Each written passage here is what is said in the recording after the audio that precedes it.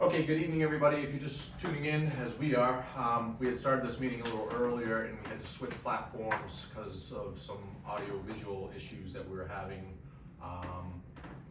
within the town system. So we are streaming this currently with an iPhone. So at this time, we've already done the Pledge of Allegiance and so forth. And there was a motion made to exclude approving the minutes from the agenda, from the consent agenda, due to us not having the three people that were here from last week to approve it. Other than that, we're just starting this meeting from the top. So at this time, we are gonna welcome public comment. If there's anyone here for public comment, please come on up to the podium and speak your name and. All right. Seeing that there is none, we will close the public comment session and we will move into old business. Nothing at this time. Okay, having nothing there, we will now move into new business. And first up on the docket tonight is the RSU 5 Scholarship Fund. Ms. Stephanie Payne will be joining us.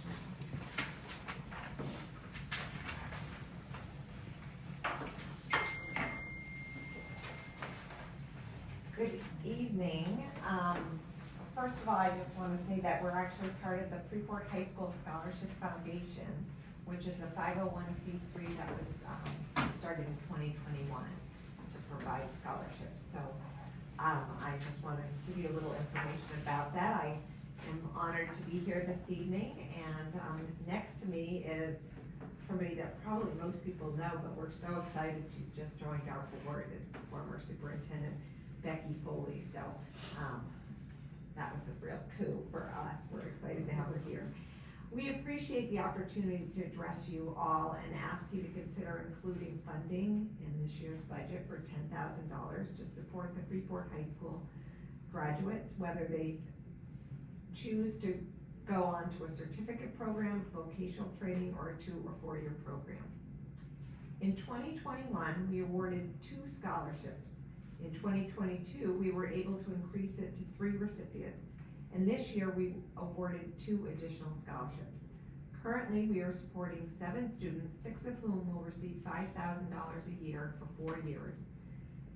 And we are supporting 7 students, 3 of whom are from Durham, who are studying everything from nursing to welding to theater to civil engineering. As we all know, education is the key to unlocking the potential of our youth, shaping the future of our community. Unfortunately, financial barriers often limit students' opportunities to pursue higher education and fulfill their dreams. That's where the Freeport High School Scholarship Foundation comes in. Our foundation was established with the primary goal of providing financial assistance to deserving students who demonstrate academic excellence, leadership potential, and a commitment to their community and have a financial need.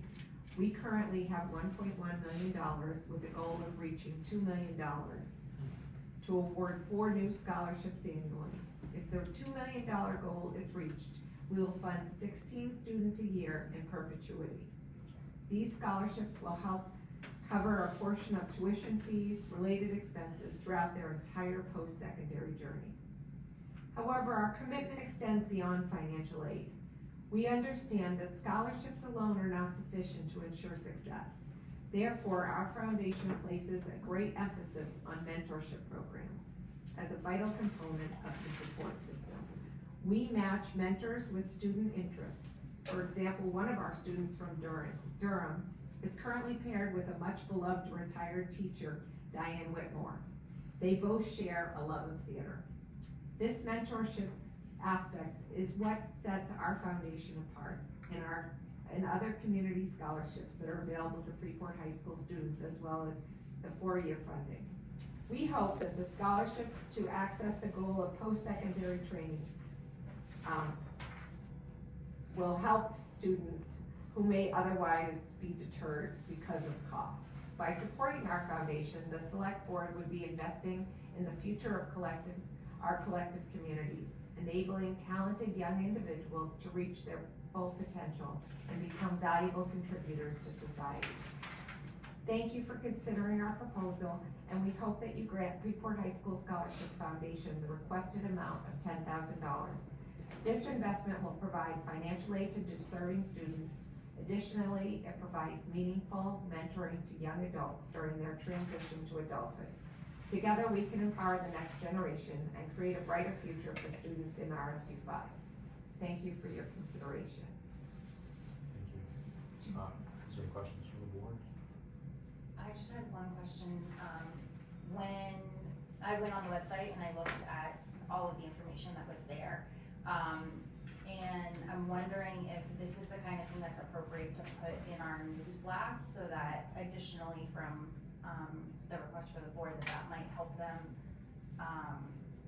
disseminate the information to townspeople that might be interested in donating on their own. Sure. We actually have put in one before, and I'm working with Kim, Okay. and she is, It's actually me. Oh, It's that's actually me.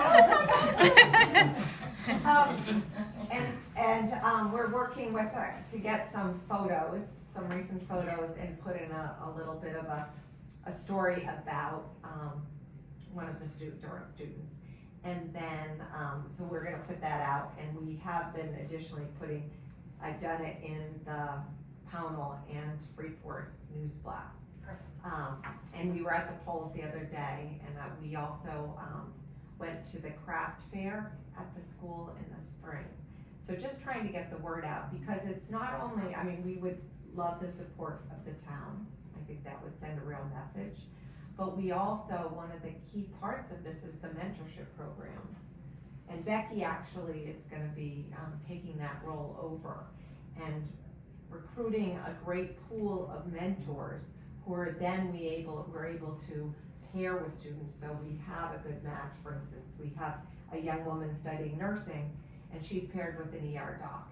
And during her senior year, she was able to shadow, she did her senior project, and it has been just a really great experience for both of them. So getting out into the community and finding those people who might be interested, so if we have a kid who wants to study welding, we have somebody maybe who's in that, who does that vocation, and we could pair with them. So really trying to get people involved in the mentorship, and then we really, really would love somebody, at least one person from Durham to serve on our board, because I think that would also send another message, and it'd be a great way for us to engage this community, because we've done a really good job of sort of getting the word out in Freeport, but trying to get it out, Pownell and Durham, has been more of a challenge for us, so.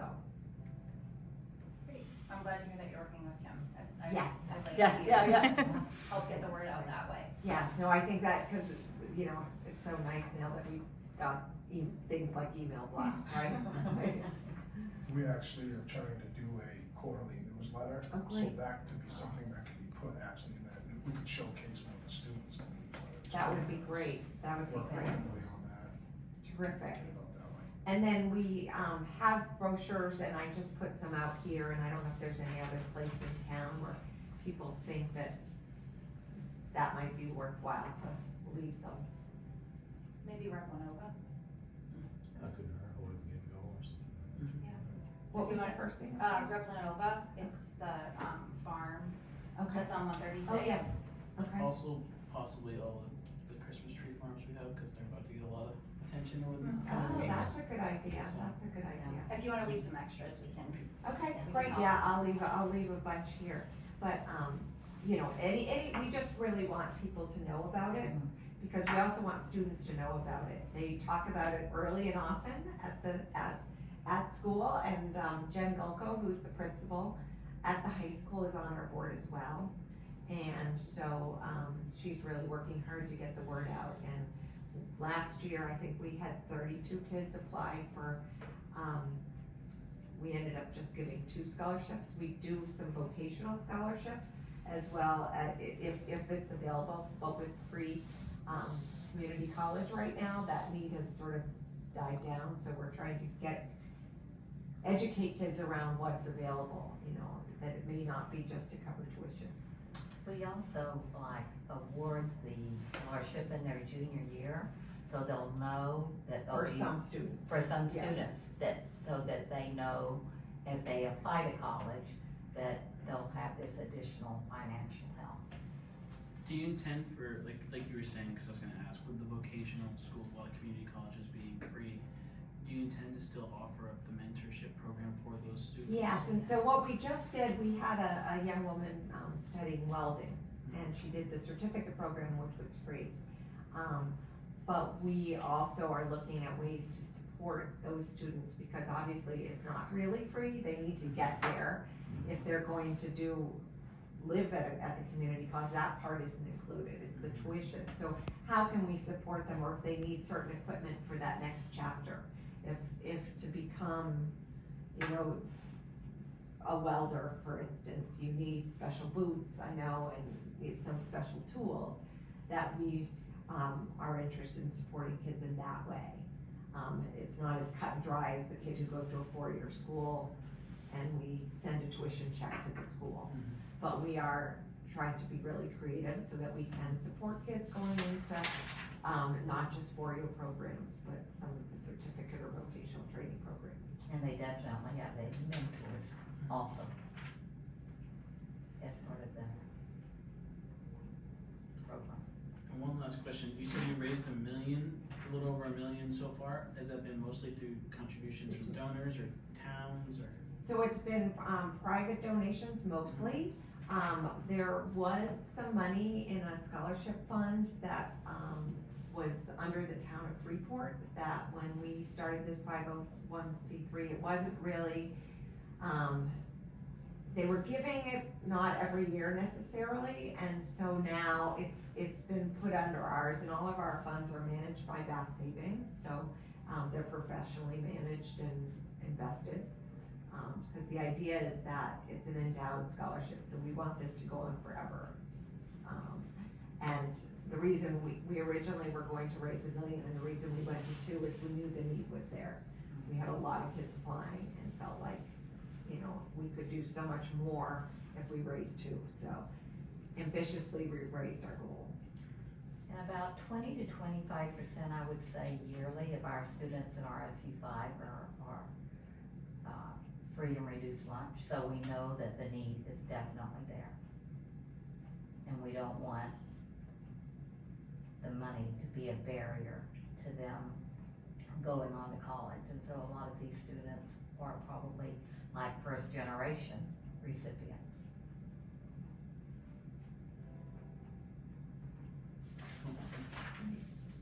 Any other questions? No, I wanna thank you for both, I think this is a fantastic organization, just to give a layer of little context here, you folks were here, you came right before our budget season last Right. year. We had pretty much already started the processes in the budget, so this year, at least we got in front of this, so we could actually get this to the town voters this year, and I don't, unless this board would object to it moving forward, which I can't imagine, at least give them the opportunity to vote for it. At least we can put it in front of them this coming April for you. Great, thank you, and thanks for the opportunity, and, just spread the word, and again, if anyone who hears this is interested in learning more, we have a website, brochure will be in this office, but they certainly can reach out to me, my phone number, all my contact information is on the website, and I'd love to talk to them about any part of this. Thank you so much. No, Thank you so Thanks much for coming. the opportunity. We appreciate it. Have a Thank good you. evening. Thank you. Yes. So, Rich, I have a question. Yes, sir. So if we wanted to support scholarship funds, that would be voted on at the town meeting, or is that something that we can do? Well, what we can do is actually teach, I think, we could probably even do it right now if we wanted to, I wouldn't have a problem with this, because I do think it's important for us, the people that make ultimately the decision, the voters, is just to say, hey, when it comes time to, present the questions for the voters, that we will include this, in the upcoming town meeting. I think Yeah. Jerry includes it in the proposed budget that he creates. Right, correct. Yeah, cause I would be supportive of whatever motion needs to be made to put that forward.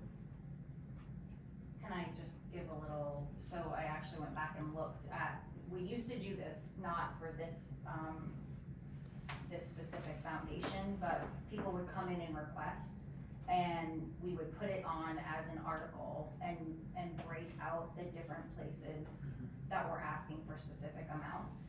And then it reads to see what sum the town will vote to raise / and or appropriate for social and community service agents, and then the ones that are listed there. So I assume that what we could do is have it read something similar to that, but it would be specific to this, unless you're suggesting it goes in like the budget articles for like the administrative budget or whatever, the way that we give to the baseball team. Yeah, The baseball Right, program.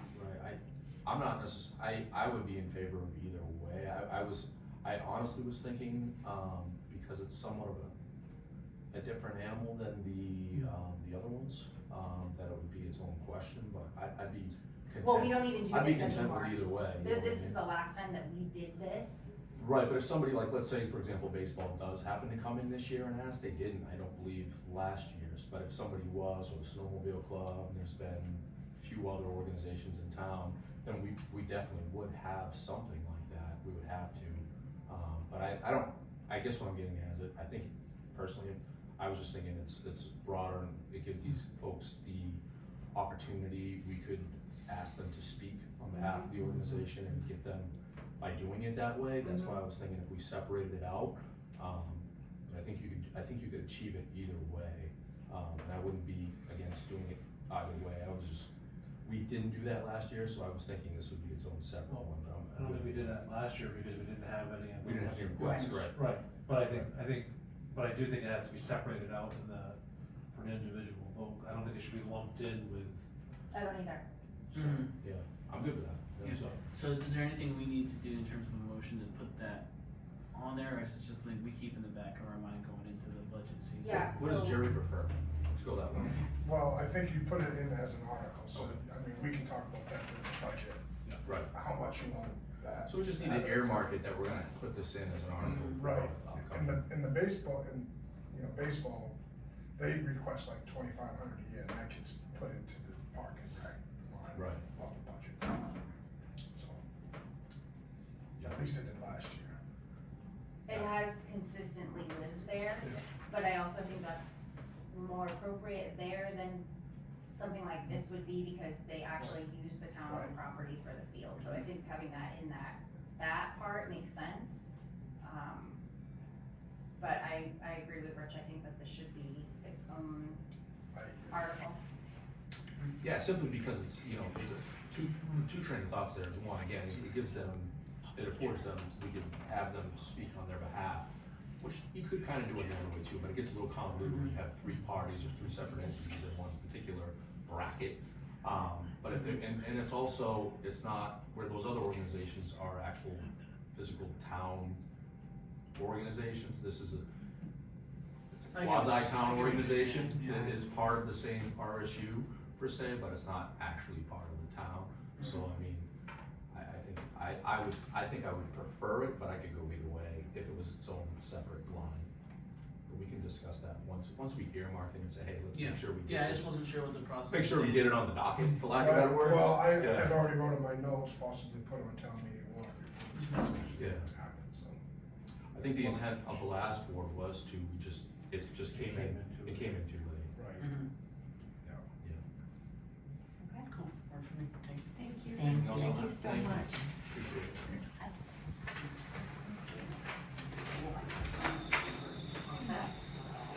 Yes, thank you. If you could just please, state who you are and Yep. you can go from there. Okay, hello to everyone. Thank you for putting us on the agenda. I'm Roberta Krasinski, and I have with me Michael Friendly. We're both from the Durham Conservation Commission. And this is Rachel Lynn Ronson of 207 Permaculture. And she is helping us join the Community Resilience Partnership, which I will explain later. She's our service provider. So, I hope you don't mind, I have to read, there's no other way I can do it. So our purpose today is for the board to consider approval of a resolution, which you should have in front of you, I believe, to fulfill the final step for joining the partnership. After we join, we're eligible to apply for no match funding through the Governor's Office of Policy Innovation in the future. So we've already begun this process. This is the last step. And on March 22nd, 2022, the select board began the process by approving a letter of support for 207 permaculture. So that started the process. So the funding provides up to $50,000, no match, for projects to avoid the impacts and cost of failure to adequately prepare for future extreme weather events. Gray and New Gloucester are partnering with us on this. It's usually more than one town that partners together. And if we identify projects in common, we'll be eligible for additional funding. Everyone's going through the process separately, but we could identify similar projects. So there are 3 steps to complete to be eligible. Are there any questions so far? Everyone has material. We do have what you're talking about in front of us, yes. Okay. So the first step is to complete a self-assessment to assess what planning we're already doing and identify what still needs to be addressed. Chief Tripp and our town manager, Jerry Douglas, filled out a self-assessment with added comments from the Conservation Commission. So we have the self-evaluation, step 1. Step 2 is hold a public workshop to help us prioritize projects. We held this workshop on March 15th, 2023 at the Durham School. I can't remember how many community members we had there, I don't know. I was very impressed with the turnout. 30 or 40, or something like that. Yeah, That was I'm great. not quite sure. There was, I would say at least 40. Yeah, I really can't remember, but we, I think you know, at least 10 pizzas were consumed. yeah, pizza never, there was nothing left. I ate half at once, so that's. We all had tables, we sat around and we discussed, actually the questions at the tables were the same as surveys that we had online. We also conducted interviews with Durham residents. We held a municipal employee workshop on July 25th of this past, so 2023, and we gathered results, like I said, from an online survey. So the third step, and this is what we're here for tonight, is to adopt a municipal resolution that establishes or designates either a citizen committee or a municipal employee to coordinate activities to make the community more resilient to climate change. To be clear, referring here to emerging risks such as increased flooding, extreme weather, drought, and public health impacts. So when you look back on historical risks that we've had, we're doing pretty well. Our fire department participates in emergency preparations through the Androscoggin County Hazard Mitigation Plan. The first section of the resolution, actually, I guess you should get the resolution, you do have that, identifies the type of actions we're proposing. And then there's another sheet there, list of community actions. That's the one with the, I believe it's blue, depending on the printer or the sign.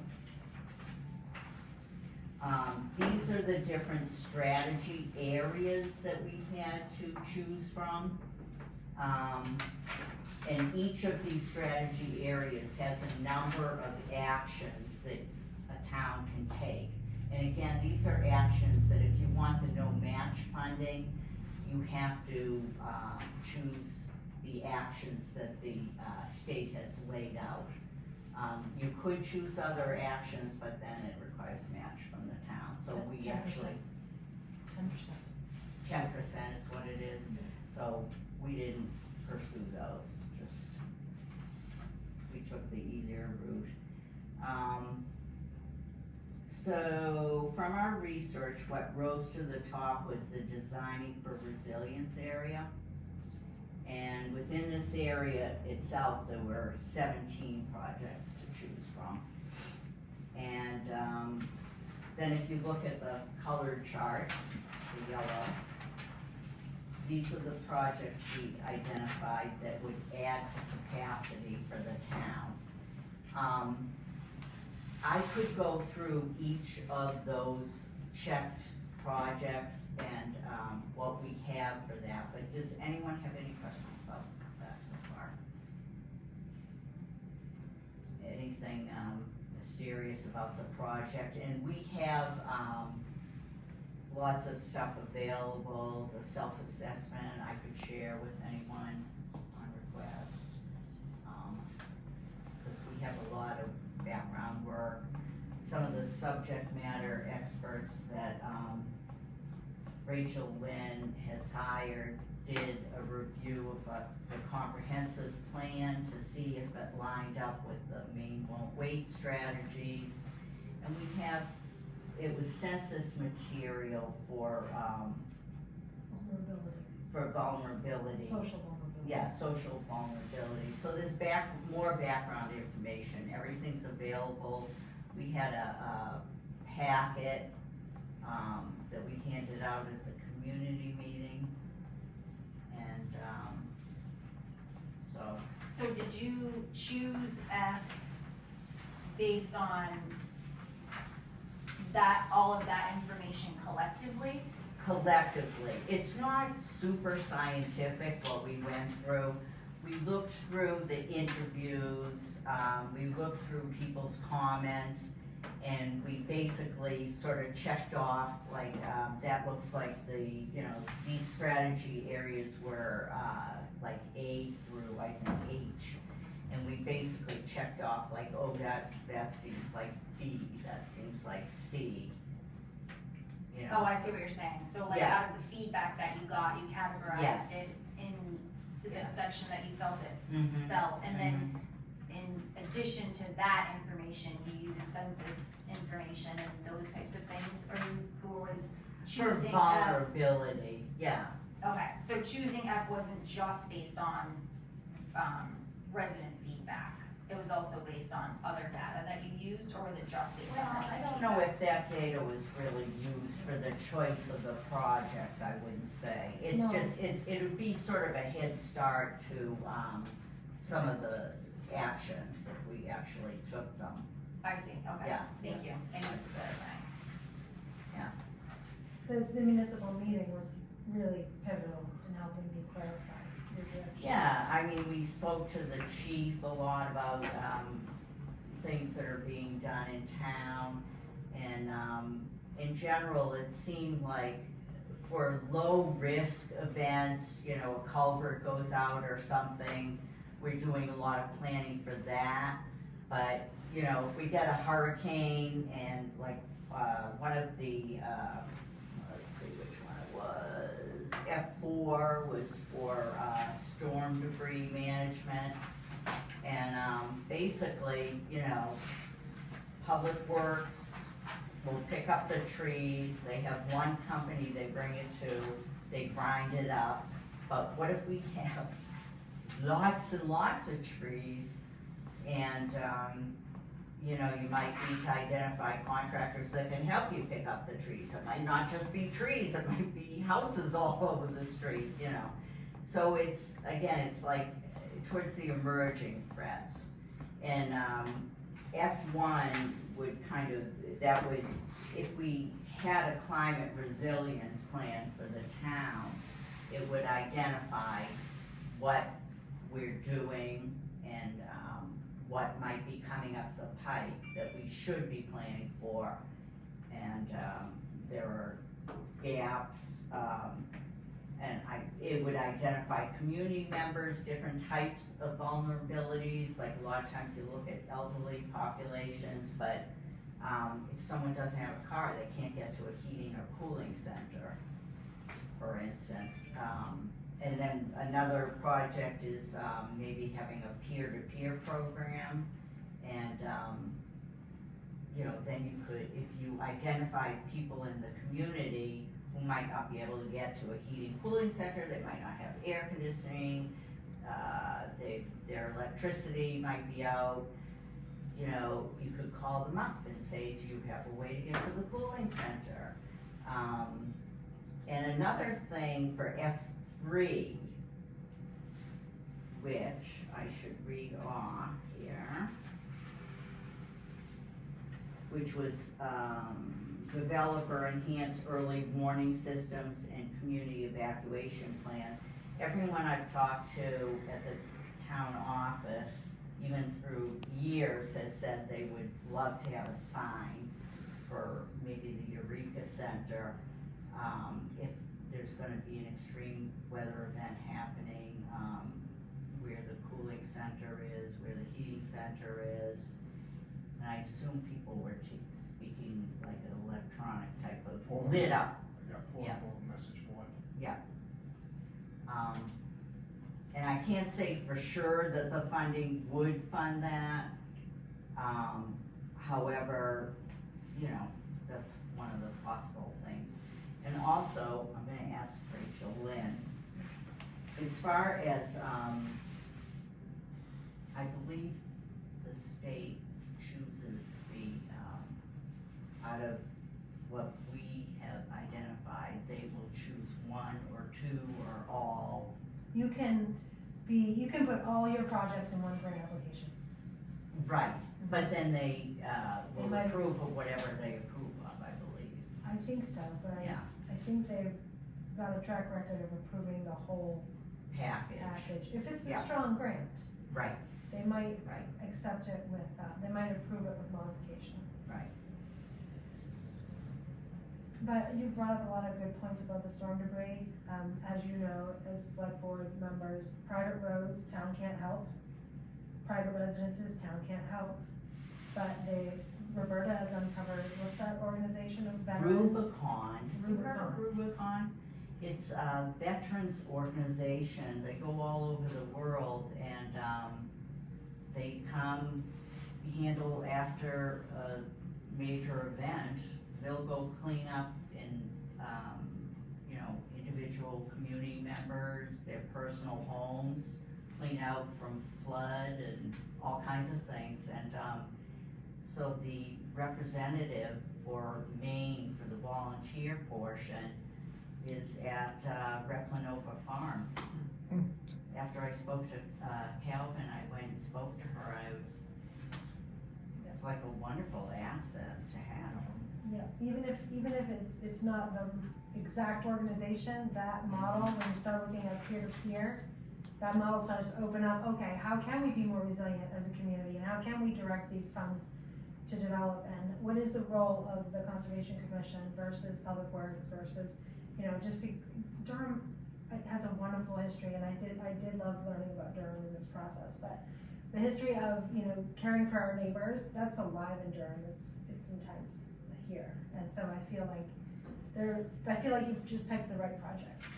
Yeah, and people really wanted to engage in the community, that's what came out of that, our meeting with the community, is people want opportunities to engage. If we had a peer-to-peer program, what a wonderful way to engage with the community, I did see that last year when we had some, pretty significant weather events happening, that an individual resident tried to establish something,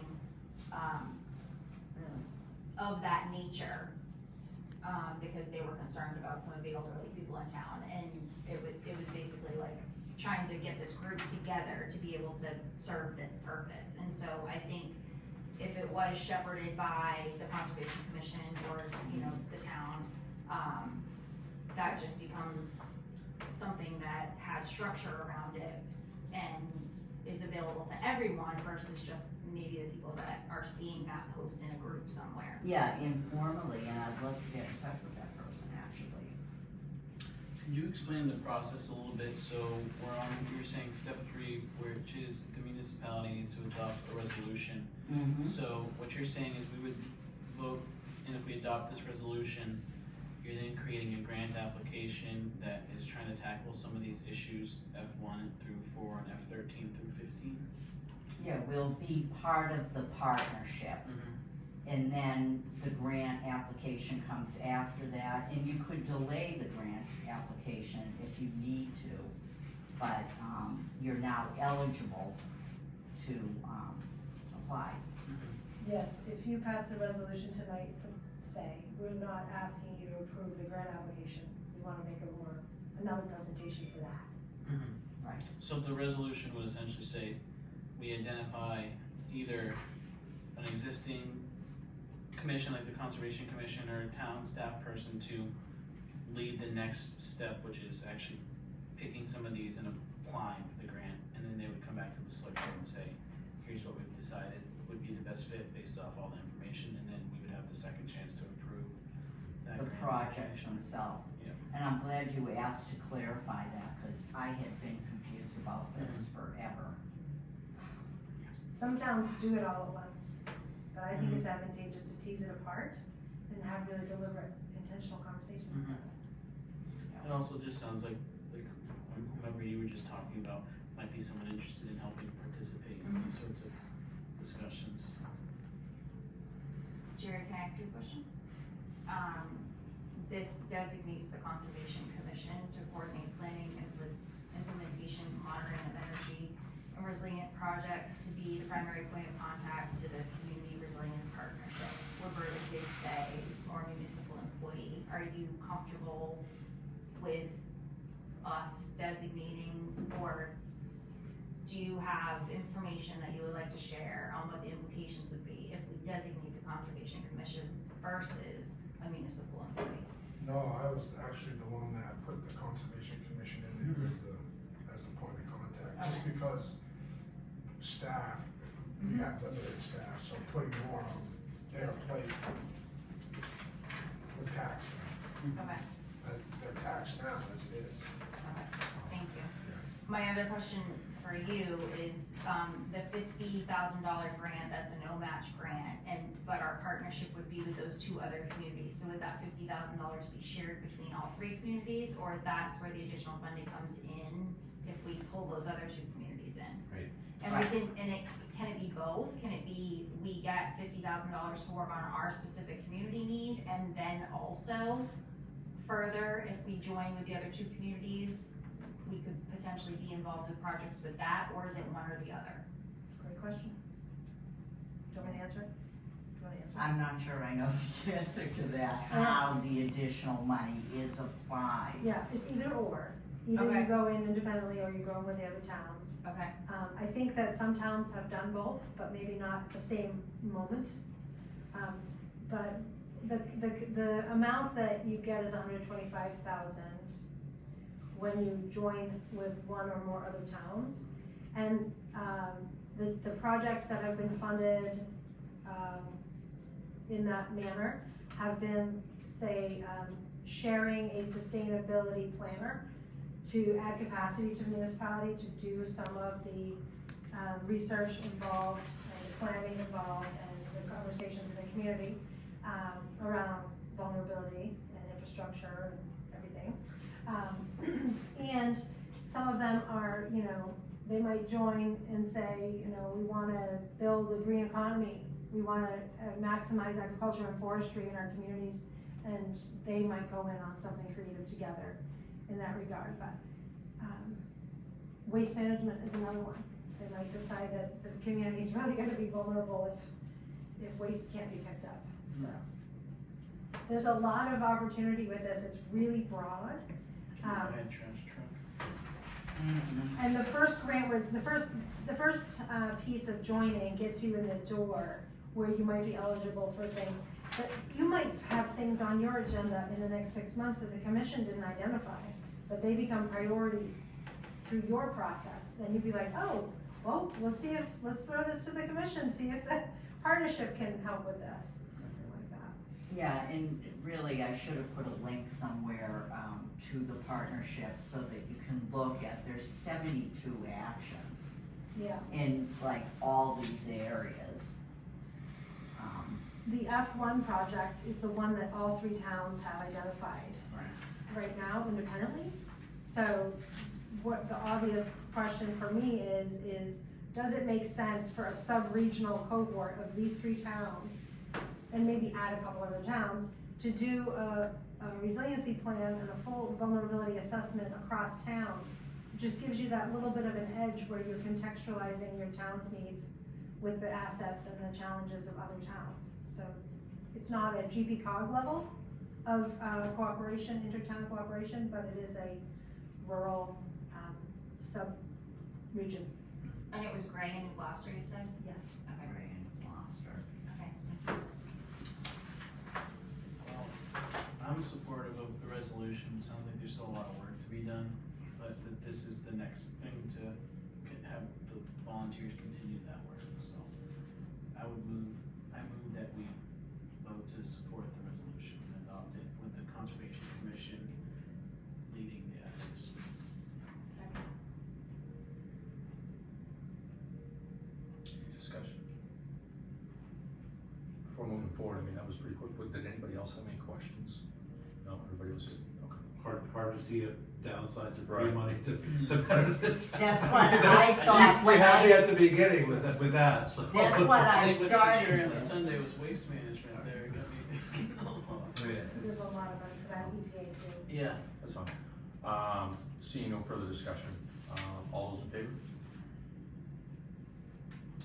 4-0. I just think one thing I would say, I would think it would be great if the Conservation Commission made sure they had open door for other community members who wanted to help with some of the stuff, like the person you were talking about, maybe. Yes. If waste management's on the table, don't we have a committee on that now as well, so. I think this is the kind of thing too where, and I don't know what the process is, and this may not be the time to bring this up, if it's not something we can always stop, but, like, under the Conservation Commission section of the website, it would be wonderful if we could, like, add this information to it, if that information that you guys pulled from your survey exists in some kind of report or format that people could look at. I think that as we try to drum up interest for this and community support for it, any information that we can share with people that way, would be great. That'd be a good head start. Is there any further questions for the panel? I just have one, have you looked at Powell and all? I would love to. I'm just asking, I know you did great in Gloucester, Powell's more rural like we are. Yes, they are, and with Casco too, sort of like this rural, sub-region of our region. I think that would be great to talk to Powell, especially now that you've got a resolution passed and you're just about to join the partnership. It would be nice to say, hey, you guys looked at this? And when they're talking about like these, partnerships, county lines don't come into play? They haven't been a problem. Okay. They haven't been a problem at all. Yeah, and you should really go online because you can look at all the different projects that towns have, had. And actually, Dover Foxtrot has a similar one, although they concentrated on the heating and the cooling centers and upgrading their facilities for that, but it was similar. somewhat. Yeah, you could upgrade the Eureka Center. You Yeah. could do community agroforestry, which was a big hot topic at the workshop, Yes, yes. but that's not the priority yet. That's, Right, Tell me so, about yeah, definitely I look forward to more conversations and thank you, everyone. No, thank you. We can get moving. All right, well, thank you. Good work. We appreciate you coming in tonight. Thank you. Thanks so much. Thank you so much for all the help on this. We really appreciate it. Thank you. Great. On the docket tonight is a discussion on the budget timeline. Yes, so I don't have much to discuss, it's all right here. I just wanted to forward it to you, just to kind of give you a heads up of what's going on in line of the dates for the budget. Sorry, no, go. I have two questions, Sure. or just one. But the budget workshop on 12/12, Yes, is that gonna be before our meeting, during our meeting? that is, the meeting, I think, is going to be chewed up quite a bit by questions. What it was, the reason why this come up was there were some folks on the budget committee that didn't understand the audit, didn't agree with their notes. So then they had a bunch of questions, and it gets complicated. Mark has to answer those questions, so I invited Mark to come with the budget committee and this folks to get answers about the budget, because I think there's a lot of misunderstanding on the budget and how it works with undesignated funds. Because it's fluid, you know, because the audit is as of December 31st. That changes the very next day with revenues and cash flows in, cash flows out. I mean, that's an extreme example, but it's not the same. So they had requested it. I think it's important that they do understand it. I think it's important that we all understand it moving into budget season. I don't know how long that is going to take, so we can add things to the agenda, but this was the most important. But it'll still be a regular 6:30. Right. When you look down through the schedule, I haven't asked, the board to attend any other meetings other than their regularly scheduled meetings. Now, we'll have to take care of the business, you know, the consent agenda and that sort of thing in that meeting before we get into the, under Mark, the Q&A with Mark. But once we do that, then that's gonna open it up, and I just don't have a good sense of how long that's gonna take, or how many questions there's gonna be, or, so that's why that's in there, so. So talking, before we get like stuck on that 12/12D, we had talked at our last meeting about, the 12/26 date. Yep, And so one suggestion that I had when looking at this schedule is that for the month of December, move our meetings to 12/5 and 12/19. And then that would basically the 12/12 would move to 12/5 and the 12/16 would move, 12/26 would move to 12/19. It would bump everything a week earlier so that we're not in that Christmas week. well, 12/12 isn't in the Christmas week. Mark's scheduled to be here, I don't really wanna Oh, okay. move that. Okay. That's a regularly. Yep, that's fine. I was just trying not to have a back-to-back, which I'm completely fine with. I don't care. But I thought if we moved one to the 5th and one to the 19th, that would get rid of the Christmas week and we wouldn't have back-to-back Right. meetings. But I'm completely fine having back-to-back meetings. Right, so 12/26, I agree, whatever you wanna do there, if you wanna have a meeting the day after Christmas, we can do it, I won't be here. okay? 12/26, That's a tough I'm- week. I'm out of state, so. Do you wanna decide on what another meeting date would be?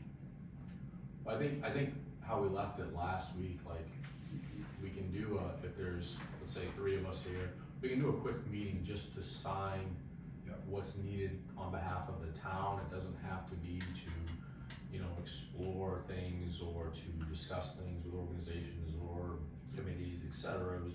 It really would just be a meet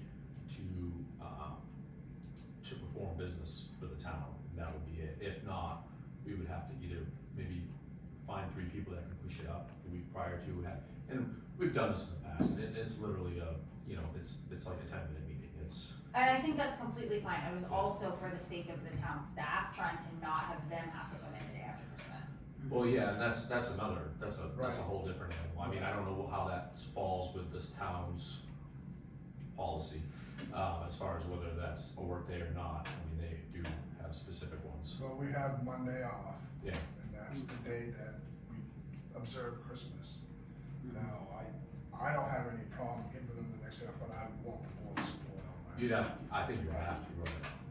So we can talk about. We can talk about that on the 12th, Right. if the board wants to. Right, when we get closer. closer. And I may have some questions regarding the budget on that day as we're getting close, like, how much do you wanna put in the article for Freeport? Right. That type of stuff, and I might have some other ones Would too, it just be just to easier get some to guidance. move 1226 to 1219? And that gets rid of any concerns. I mean, I know I'm gone the week 24 through 30, so I won't be here. I don't know if other people will be taking vacation or anything like that.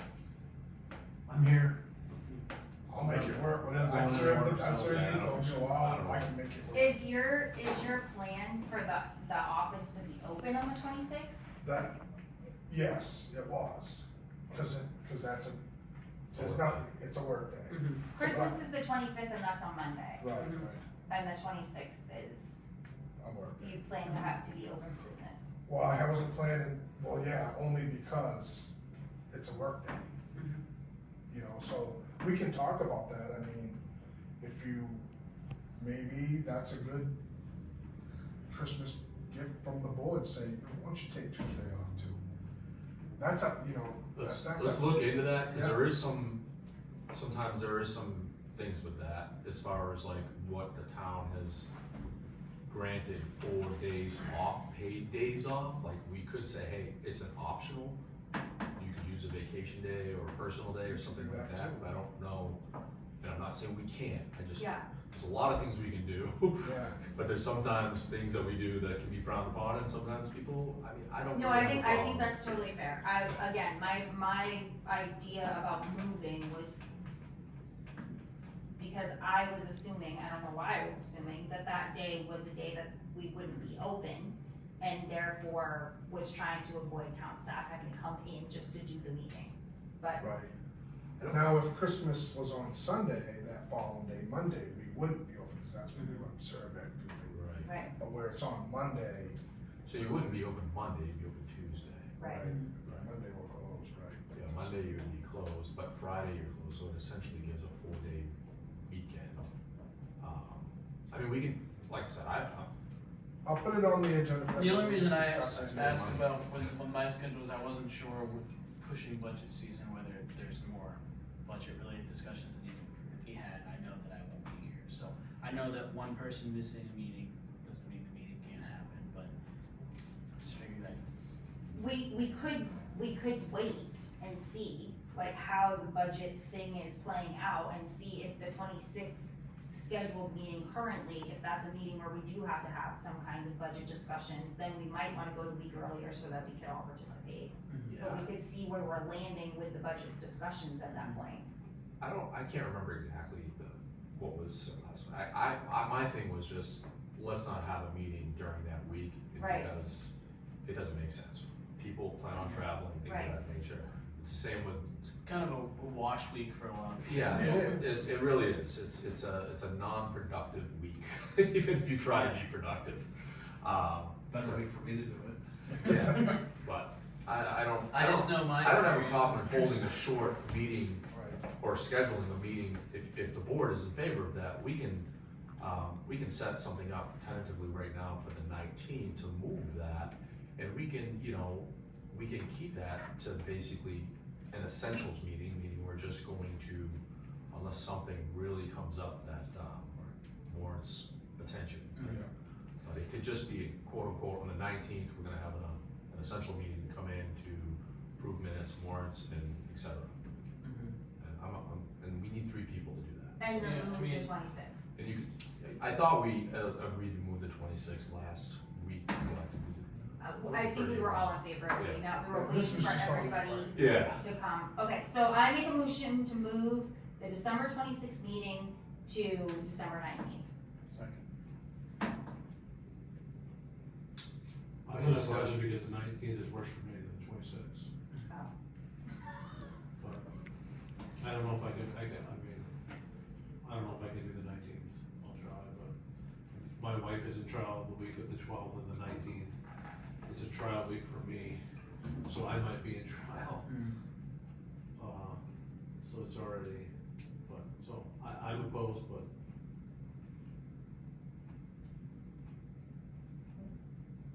I I don't know what the process is here, should we wait and see where Joe lands? Well, you could retract it, but again, If Again, it's it's just a just- business we're meeting? just doing an essentials meeting, so again, it's just for, hopefully, as long as 3 of us know we're gonna be here, I don't think we should be putting anything on the docket that's gonna involve heavy votes and things of that nature. It's more just to approve the payroll and keep the town functioning, that's really all. Okay, so yeah, that's, I mean, my just concern was like, you know, if it's gonna be a meeting where any sort of thing from the budget comes up, then we have to get into things, I think that all of us being is beneficial, but if it's, Absolutely. if it's, you know, approving payroll, accepting the consent agenda and going home, it sounds like you need 10 Okay, minutes. so I would like to keep my motion on the table because, not that I don't want you to be there, in the event that the day after Christmas, for whatever reason, we decide that the office isn't gonna be open, I think it makes sense for that reason to move the meeting to the 19th. If it's just gonna be a business meeting and not a substantive discussion meeting. Yeah, because if we do decide that they're not gonna be open, then you're automatically forced to move it, because the town staff can't come in Right, if you close. but that we can talk about at a later date.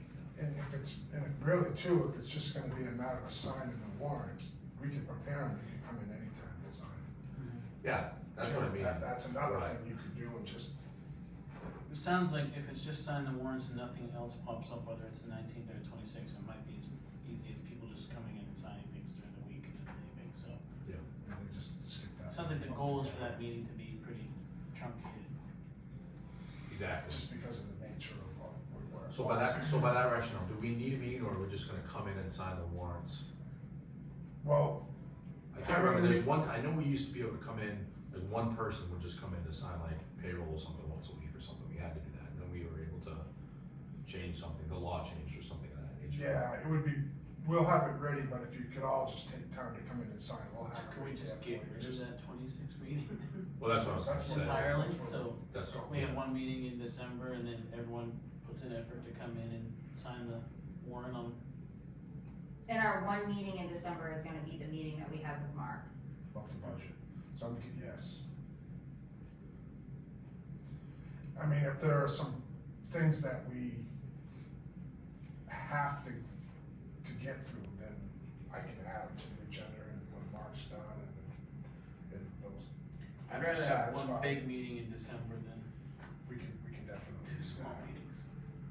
Yeah, and again, we can, I think the next meeting's what, the 12th? The 12th. Yeah. We can certainly decide this also on the 12th, it doesn't necessarily have to be tonight, if the 12th is not, we're gonna say, hey, we're gonna start this meeting, or vice Yeah. versa. Maybe we push it to the So, following week. so you wanna leave it on the 26th and then we decide at a later date if we're gonna just remove that meeting entirely? Well, when you have your meeting dates, I mean, these are your meetings, so you tell me what you wanna do and I'll make it happen. I mean, just based on the fact that, but really budget stuff doesn't happen until January. I will propose the budget on January. Okay, so I was feeling nervous about only having one meeting in December just because it's like we're going into budget season, but we're not actually gonna talk about the budget until January. Because January. they're before budget season. Yeah, that's true. January 9th. So let's leave it as it is and then, I'll make Get any rid of the motion, meeting. but we'll leave it as it is and then potentially just remove that meeting and only have the meeting on the So on 12th. the 12th, we could decide whether we even see merit in the 26th meeting. Yeah, because in the meantime, if something comes up that's got a warrant, or thing, Cool. then we Works can go for- from works there. for Okay, so what? You would have to withdraw your motion. I withdraw my motion. Okay. Okay. We're gonna decide on the 12th, or we're gonna do it on the 26th. Okay. Perfect. You had two? You asked about the 12th and then you said you had two? No. Okay, I thought that's what you said. I just had a quick question about this bunch of stuff, and I know maybe this was noted in the previous meetings that I missed. So the 24th, the select board does the initial review of CIP materials that happened last meeting on October 24th. That was the packets that were sent from the different department heads with it. And so had that already gone through the CIP at that point, or did they send that directly to us? And now it's sitting with the CIP to rank them. Right, so that process, you initially the board initially, at least this has been the process in the past, and they kind of stuck to it. Mhm. Initially, the board reviews the CIP committee, kind of, the request, kind of gives them the blessing, and then it gets sent on to the, Okay, so the idea there is that if there's a hard stop in there for the board, there's no point in the CIP even ranking it if we're just like, we don't like that. that's a good question. I don't know why. Say that again now? So before the capital requests go to the CIP, we get like that initial look at them, which was on the 24th of last Yeah. month. And so is the intent of that just to be like, if there's something in there, the whole board is like, there's no way we're interested in this, it doesn't even, you know, Oh, merit absolutely. discussion Yeah. at the CIP level, but since everything went well last meeting, that's now in the hands of the CIP, and they'll make their recommendations and then come back to us with, here's what we recommend, is that, I'm just trying to understand the Right, process. so they rank them, Yeah, and then they kind of get filled into the budget after we do the operating. And then they kind of, well, at least that's what they've done in the past, but, and they kind of rank them, and then they put them in there the best they can, You, in ranking order. right, but you, in ranking order, but you may decide to put, as a board, as this board, you may decide to put one, none, or all of them. yeah, no, I Yeah. understand that, I'm just trying to understand the, Yeah, So we did also have a little bit extra discussion around that, about how our existing CIP policy came into being when we had a town administrator and not a town manager. And that further discussion would need to be had about whether or not that first layer coming to us was necessary. Because when that process was created, it was created with a town administrator, that the board really had to do that part to say, yes, we're sending it. But now we have a town manager, and so that part, that actual step that you're asking about, that may go away if we update that policy when we go through and update things to the town manager plan. Then that may go away, and that may be Jared's job, and then it just comes to us after they've been ranked. Right. So the process changes because of the way the government has changed, because you now have all the. Yeah, You now have a town manager. The so town I get it, manager yeah, I get that. is gonna present a budget now with the capital request in there. Basically going in the ranking order, because that's why we have the capital committee. The board, once I do it and hand it off to the select board, now it's yours to do what you want with. You can say, no, we ain't doing this, we're doing this, doing that, doing this. That's that's the board's prerogative to do that. But once I do my budget, I'm done. You know what I mean? Cause I'm not gonna hand you a budget, like, for instance, if I give you, propose a budget, I'll do a whole presentation on it and everything. That's my budget, and that's gonna stick. It's not just my budget, it's the chiefs, it's Yeah, no, I Calvin's, understand. Mark Roy's I gonna help understand. us with it, so once you have it and we go through it, you all might decide, well, I don't really like that number, I think, Jerry, we should go up or down. Yeah, That's fine, my budget stays put, it changes your budget. So you'll get when you get your budget, it's gonna be exactly like mine, and you can change the numbers within that budget, and then once that budget is set, now it goes to the budget committee for them to vet. But they vet your budget, not mine. If the budget changes between me and this board, they're gonna vet the select board's budget. And that's where sometimes you end up with a budget committee making different recommendations. From the select board's budget. Not like last year with the year before. Right. no, they typically would alter your budget.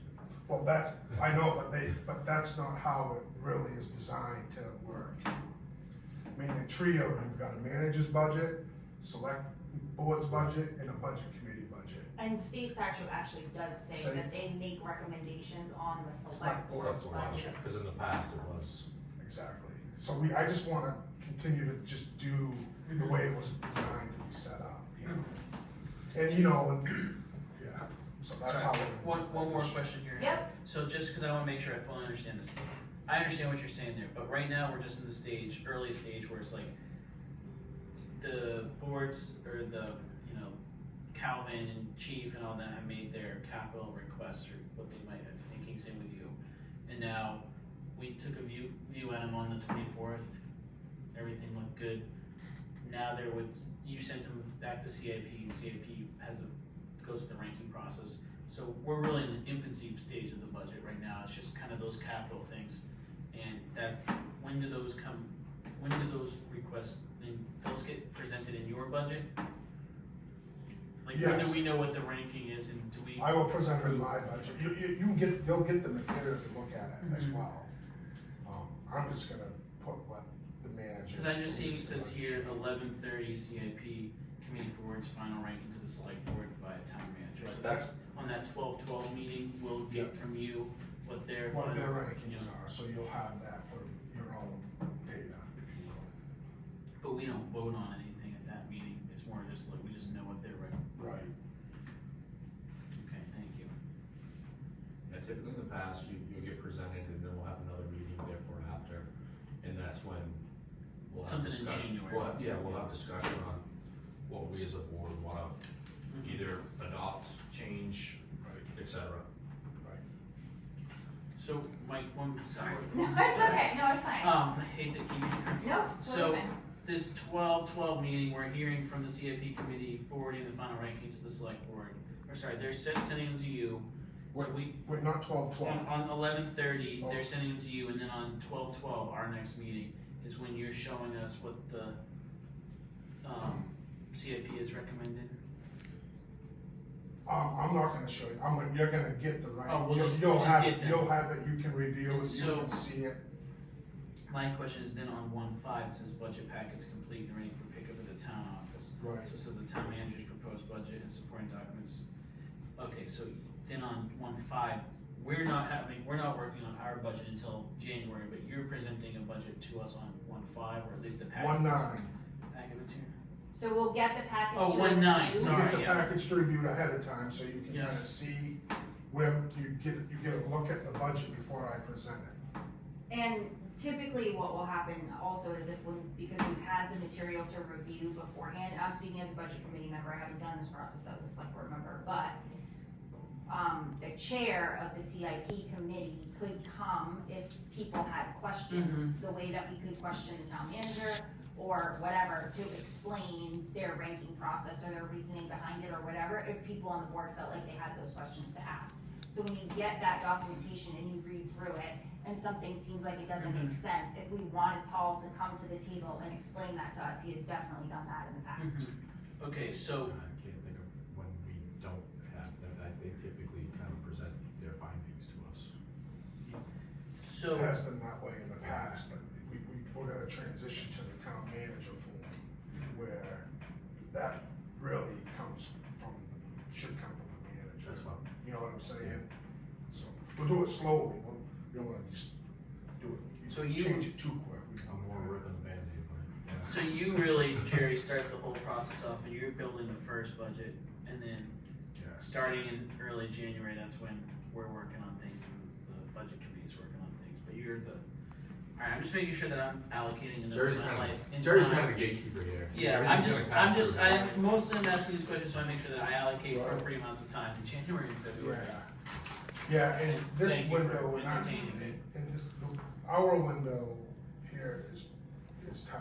That's why we really need to try to stick to this, because how you put it together is you go to town meeting and you work backwards. A lot of towns that have, July 1st, budgets that need to be passed by July 1st, start their budget process in February, March. I mean, there's a lot of meetings, they're bigger towns, there's a lot more going on, there's more departments, so you need that time to do that. Here, it's really pretty small, so we can do it, but still, we're pinched for time to get everything on the warrant, get it printed. I mean, it's hustle, we have to hustle during that time to get it all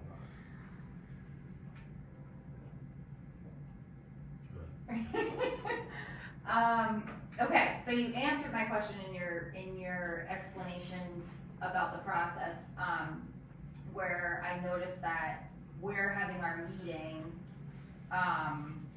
and the presentation from the town manager and the department heads does not include the budget committee, where we have a few times, at least since I've been on the budget committee, done that collectively.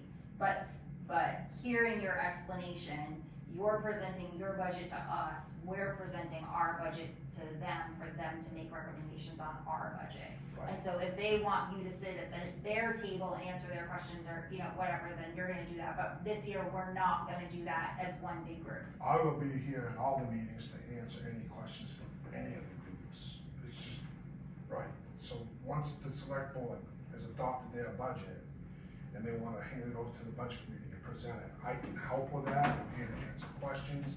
It's just that it's your budget that they will scrutinize, for lack of a better word, or So just I think- vet, I guess is a better word. I think that format will end up being maybe more work for you and the department heads, and maybe you're just doing that and not because what I'm saying is those meetings typically end up being like 4 or 5 hours long, because there's so many people at the table asking questions, whereas I think if it's split up, we're gonna have the opportunity and then they're gonna have the opportunity, and it's not gonna be 15 people asking questions all at the same time. Right. Okay, so, thank you, that was one thing. And the budget committee, when, on, any member of the budget committee on one night will come to the meeting and present it. Yeah, they definitely will. I mean, they did it in the past before we did it collectively, they came and sat and listened.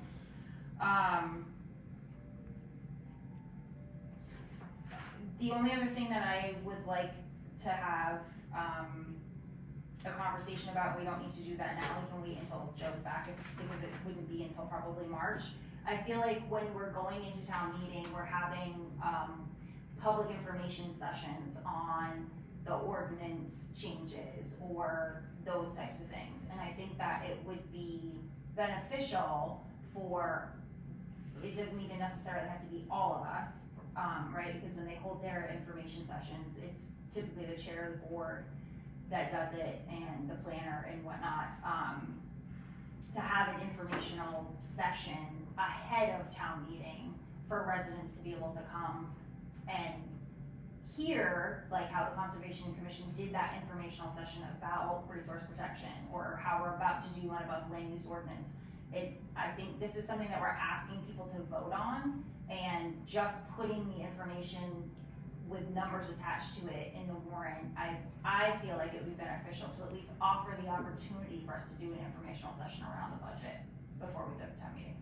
And we don't have to, I just want to put that on people's radars, that I think that that's something that we should include. That will be up to the board. Well, not to have like an awkward silence there, because it really wasn't.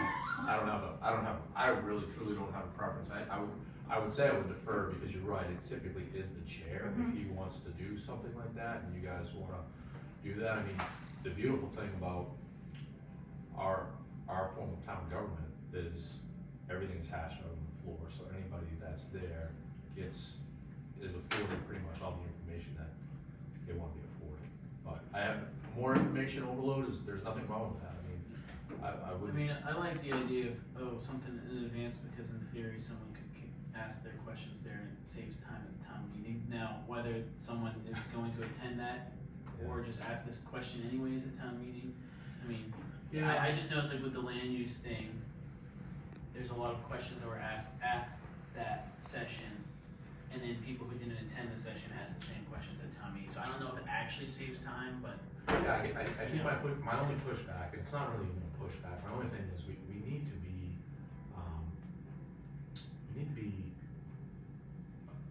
aware, and obviously we need to understand, like, a lot of these questions sometimes have to be answered by town staff members. So you're already having them come in on Saturdays and all these budget meetings and so forth, and now we're gonna have another meeting. All these meetings are filmed, all these meetings are online, and again, everybody is afforded the option to come and talk and ask whatever questions they want on the individual departments, the town manager, the select board, the budget committee, all on that beautiful Saturday morning in April. I do think it's something to think about though. It's definitely something to think about. Like I said, I'm not objecting to it. I'm just, there are a lot more pieces to it than I think there are. Especially from a time constraint with the town staff and so forth. Cause you really need them, if you're gonna have a true, it can't just be, you really need people that know the Yeah. answers to be there. I mean, my only concern, Heather, is I think there's gonna be a lot of like meetings leading, I mean, on surface, I'm a fan of it, but I know there's gonna be a lot of meetings leading up with the housing stuff and, solar stuff, so now it's like you're starting to figure out like, alright, there's already gonna be something at the Eureka Center on the Tuesday and the Thursday, so I just don't know if we end up overloading people with stuff, but then again, people might be like, I'm not concerned about this, I don't wanna go see that, but I understand your point, cause like sometimes you show up and it's like, where did this 10,000 number even come from? What's that mean? So, Have her get up there and ask. why ask? And if she doesn't, Michelle will ask, and if Michelle doesn't ask, we'll get somebody to ask, but usually those questions, typically on the floor, typically get answered pretty thoroughly, and Yeah, definitely, yeah. that's all, I just, More my whole participation's thing is always just, good though. yeah, my whole thing is just the infrastructure that it takes to put something like that together, cause it can be some information overload, and you don't, it's already taxing on, like, I'll pick on Calvin, like, he gets hit with storms that time of year during budget season, now we're gonna request them on Saturday, and then we're gonna request one more day from him to go to a special meeting, and it's just, I think there's always room in government for a layer of redundancy, but sometimes we just need to be cautious that we don't overdo it as far as taxing the minimal staff that we have. That's all I would say to that. I think that's fair. I wasn't considering that the department's head would have to be there to answer a question, but was really just putting that on the select board, but I can see why that would be necessary and It And I think that's helps. a Chief fair. will probably have 15 car accidents that Yeah. or something like that. I mean, Yeah. by the time we get to that point, it's been vetted 2 or 3 times. Mhm. Everybody should really know most of the answers to any questions that are gonna come up. Yeah, at the end Or of we the at day, least should be able to you know- provide them a link to the video that answers the question, like, you Yeah, watch that's- this meeting or whatever. You know, and at the end of the day, these people are electing us and members of the budget committee to do this for them. That's the reason why we have this and process. we're here to help Correct. you answer those questions. Not- You should get first crack at it, Yeah, right? And okay. But anyway, so that's just the schedule, I just wanted to share it with you, so you were just kind of aware of what we Great. have. I like the outline. Yeah, I just, well, I'm not gonna take credit for it, I stole it from Kevin. Yeah. Is there any further discussion on the budget timeline? No, I answered all of my, got all answers to all of my questions, but I figured speak now for a whole repeat, Josh, thank you. all set? Yeah. That was good. All right, moving on, the next, we will talk about the Eureka Center discussion. Yeah, so this was something that was brought up last week, I think Heather wanted it on the, So this is going on old business? well, no, because the old business was the rate and Yeah, okay. increase, and I think this is just general discussion of the Eureka, that's the way I took it. Okay. This was where, because remember when we had the CIP thing, and we talked about moving the meetings to the, fire Yes. station? That- Yes. I think that this is what he's referring to now. Yeah, It's well, like Well, it's what- interesting, talk about the Eureka Center and its use going forward, is that what we're talking? I'll start off with this, last week, I mean, I think it was Jerry who, said, you know, in the past, it's always been, previous boards' discussions and maybe members of this panel, that we were improving the infrastructure of the Eureka Center to, for possibly having these meetings in the future over there for expansion, getting a bigger venue, et cetera, et cetera. And then I think during the CIP presentation, it was brought up that, correct me if I'm wrong, Jerry, Jerry thought it would be more advantageous to now put the infrastructure or potentially plan around for the future venue to be the fire department. Is that correct? Not, yes, but not like forever, it's just until we figure out, because if we split this room in half and make one an office and move some stuff around, then we need a place to hold the meetings.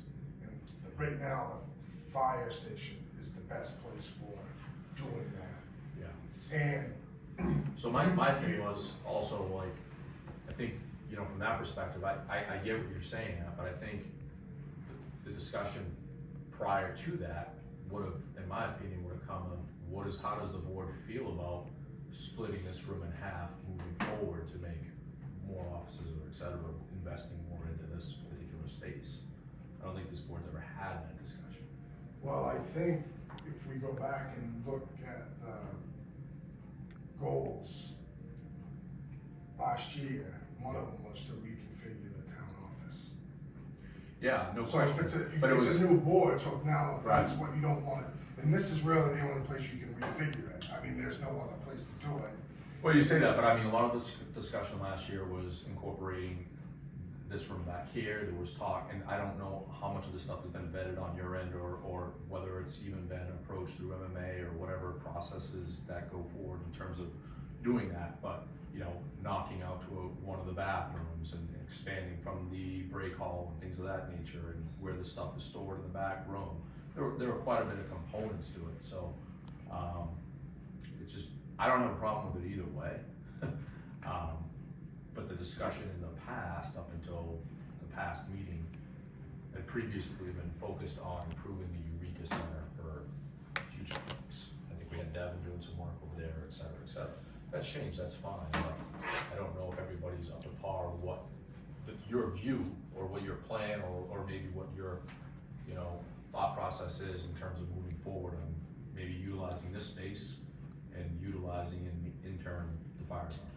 So if you want to maybe Yes. give us a quick overhaul on that. So when I got here, there was an idea or a goal to reconfigure the town office, more office space. That room back there has the server, there's really no other place to put it, plus you have to knock a hole in the wall and put a window in there, so you have to have an egress window, you can't put, you know, a person in there without a window, and you just don't have any other place to put the stuff that's in there now, anywhere else. Bathroom, yeah, you could do the bathroom. Bathroom is really small, again, you would have to knock on a window. You'd have to put a window in there, it's just really not sufficient. Then you'd have one bathroom, it would be unisex, and I know people have issues about that, even though we have unisex bathrooms in our homes, but in a public setting, that's something that you all would have to decide, do you wanna have the bathroom be unisex? I think they should be separate because of the public that comes in and maybe wanna use it, but I'd have to look into that. The storage room is already packed, we can't use that. If you use that room, you have to put another hole in the wall to put in a window. We gotta have that storage area, we don't have really any other place that gets full.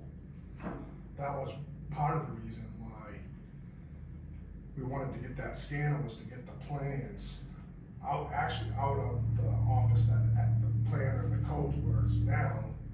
But once they're scanned, they go back into that storage room. So there's just no real other good way, or more economical way to do it other than to petition this off and have an office in a smaller conference room, and then we can do some juggling around. So moving that forward, we need to have a place, if we do that, we need to have a place to hold meetings, at least temporarily, until we figure out, is that what you really wanna do over at the Eureka Center? It's gonna cost quite a bit of money to get that, up and running as a meeting room. Right now, the furnace has been disconnected, so the heat pumps is the only thing running yet. It's insufficient.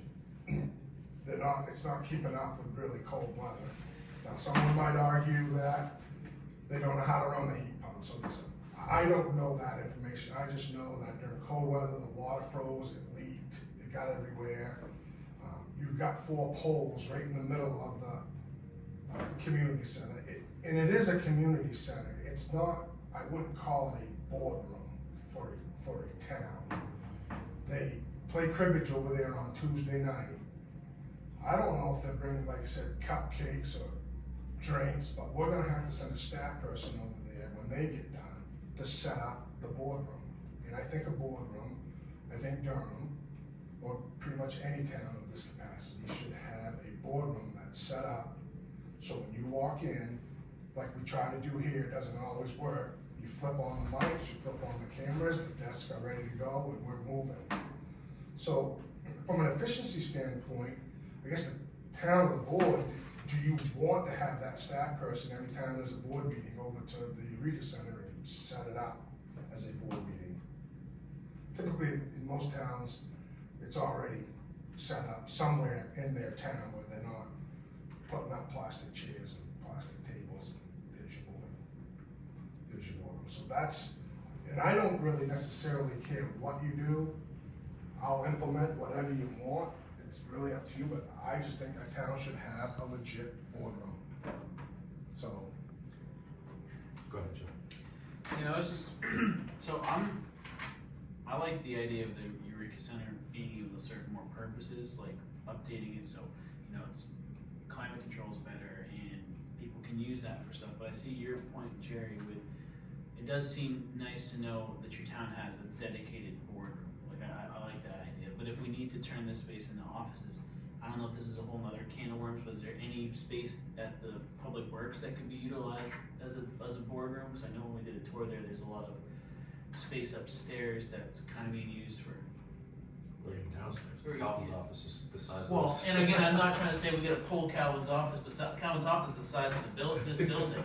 And I just wonder if maybe there's opportunity to do that, because like at the same time, if you're talking about the dedicated boardroom, if we turn this into something and then start using the fire department for the meetings, it's like, fire department has meetings, fire department, I also see the value for a town our size of the fire department having its own space as kind of its own thing too, because it's like, then what if there's a fire call during the meeting? So now we're stopping the meeting because the fire department's piling in there or piling out, or if that's our cooling and heating facility for the community, if we're having a meeting in there and all of a sudden that's the time that there's some storm and everyone wants to try to have a cooling thing. So I see value in improving the Eureka Center, but I also think that maybe if we're doing something here, the Public Works could be a place for the boardroom.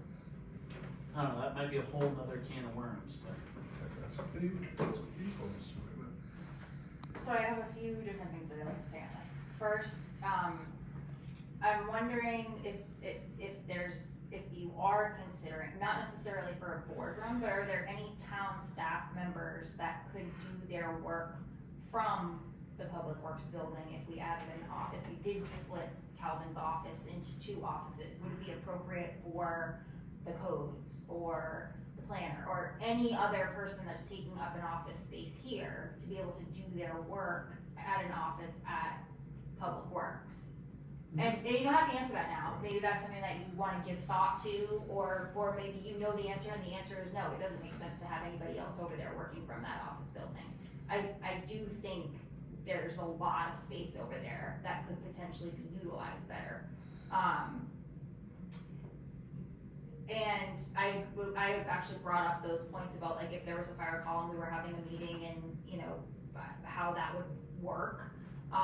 Well, that room also too is like after there's a fire call, and everyone's in there debriefing and getting water, and that's kind of turns into the space that the fire department's using too, so it's just, I feel like it adds a little complication. I do appreciate that you wanna have a dedicated boardroom. I have concerns about Eureka around, I mean, if that is what we're going to do and upgrade Eureka, I do think that we have to spend money to do it. We don't even have internet over there right now. And I'm not sure that, you know, and I mean, I don't even know if this is ADA compliant or whatever, but like those chairs in the hallway, getting to the bathrooms over there. I don't know. I have concerns around that. So the other point that I would like to make is that I feel like we need to do, and maybe you've done this, an inventory of what our spaces are. We were doing we did the tour of Public Works because we were new on the board, but then like we got busy and that stopped. We didn't keep touring spaces. An inventory of what we have for space and how that could be used effectively, and then arrive at a plan of where we're gonna go from there. And so I just think that is a more like holistic conversation that needs to take place, but I don't feel like, what I feel like is that you do that, you're the town manager, you look at our facilities and you say, this can be better used in this way, and you give that to us, and then we, you know, say yes or no. That's what I feel like you're here for. I don't know if Public Works can be used for anything other than what it's currently being used for. I feel like that's what you are gonna tell us, and maybe that's what you're telling us, but, I kinda have given you what I. okay, thought was so you, Best, so you. best plan. Okay, so, and maybe that was just a question that I needed to have asked, is there any other person that can go over to Public Works and have that be additional office space? But if you've considered that and that's not an option and this is what you feel is the best plan forward, then I think we have to either agree or go talk about something else instead. I mean, we can look at sending codes over there. He does get a lot of, traffic. It's too many people coming in without an Yeah, appointment. right, they got equipment coming in and out, and So, and I guess my And question well, here. let me a couple things, so, let me just say, back in 2006, this was an issue, and the town did a study on adding on to this building, where there was a boardroom. So this is something that's been discussed for the last 17 years, or maybe it was discussed 17 years ago, and it's been tabled since. But there was talk and an issue back then. I vetted the chief about the idea, and he didn't have a problem with it. So I would never propose something like that without talking to him first and saying, would this work until we either figure out if we're gonna go over to the Eureka Center or whatever, because the Eureka Center it's gonna take some money to get it up and running. To get internet over there, that's not very much at all. It's $100 and it's $164 a month. That's easy. But it's getting the infrastructure in there, the tables, and people rent it out for different events, but yet it's our boardroom. If that's what you want, that's fine. It just kind of makes, I don't know if we want to be renting out a community center that is our boardroom. Maybe you do. I don't know, but it'd be one of the first. I mean, when Paul was vetting the stuff, and there was talk of that community center, their community center in New Gloucester is a community center. It's not their boardroom. Their boardroom is within the town office. So we don't have that. We're running out of space. So I can dust off that plan and we can all look at that, if you wanna look at that down the road. And it's not, and I wouldn't do that, and I don't want you thinking that I want you to add on to this building for me. If the day I leave here, if another manager comes in and you add it on and they get that space, that's fine with me. It just, we're running out of room. We're just running out of room. So would your recommendation right now then be, if this is to be turned into extra office space, to then utilize the fire department as the temporary boardroom until a long-term plan could be? Yes, that's the Okay. plan. Yeah, and so, to Heather's point about like evaluating space, would you then start evaluating right away, like, where's the future of the boardroom? Is that, it sounds like you're saying you don't think Eureka Center is a great fit for the reasons you stated, which I can agree with that. I can see what you're saying, you know, if it's a community center, we're automatically pulling it out 2 nights a month and then, you know, sending a staff person over to clean up after cribbage and whatnot. Get ready for a board meeting. I mean, my initial thought, I don't want, Calvin's not here, but my initial thought is, can Calvin move upstairs at that facility and we turn that into the boardroom, his office into the boardroom, because that's bigger than this room is already, like. But see, you got the same thing going on during snowstorms. You got plows coming in and out, and you got Yeah. people parking, and So my 2 cents is, I think it's more important for this town staff to have ample space so that they can do the work of the town and they can work for the citizens. I don't love the idea of the fire department. right. I don't love the idea of public works for the same reason. But I think to allow the staff to have a better working environment and help the town is worth us taking a look at different spaces and figuring out a long-term solution. And my hope was by having the select board meetings temporarily over that fire station, would kind of push that along. Say, we can't do this forever, we need to get serious about finding an alternative football. Yeah, I mean, I think, That's part of the, that's kind of part of the reasoning too. I don't think you can move codes, I think that would be, well, Frank, I think it would be stupid. Right. And I would be 100% opposed to it, and I don't think there's anything anyone could say to change my mind about moving codes or anybody else in this building out of this building. Yeah, it's, And so, I think we have a few months between now and when that's gonna happen, and I understand it's busy few months for you, but I think that's something that has to take a priority because, you know, the lack of space has been an issue, the meeting space for codes and the planner has been an issue. And frankly, those are two roles that I think they need ample space to do their job.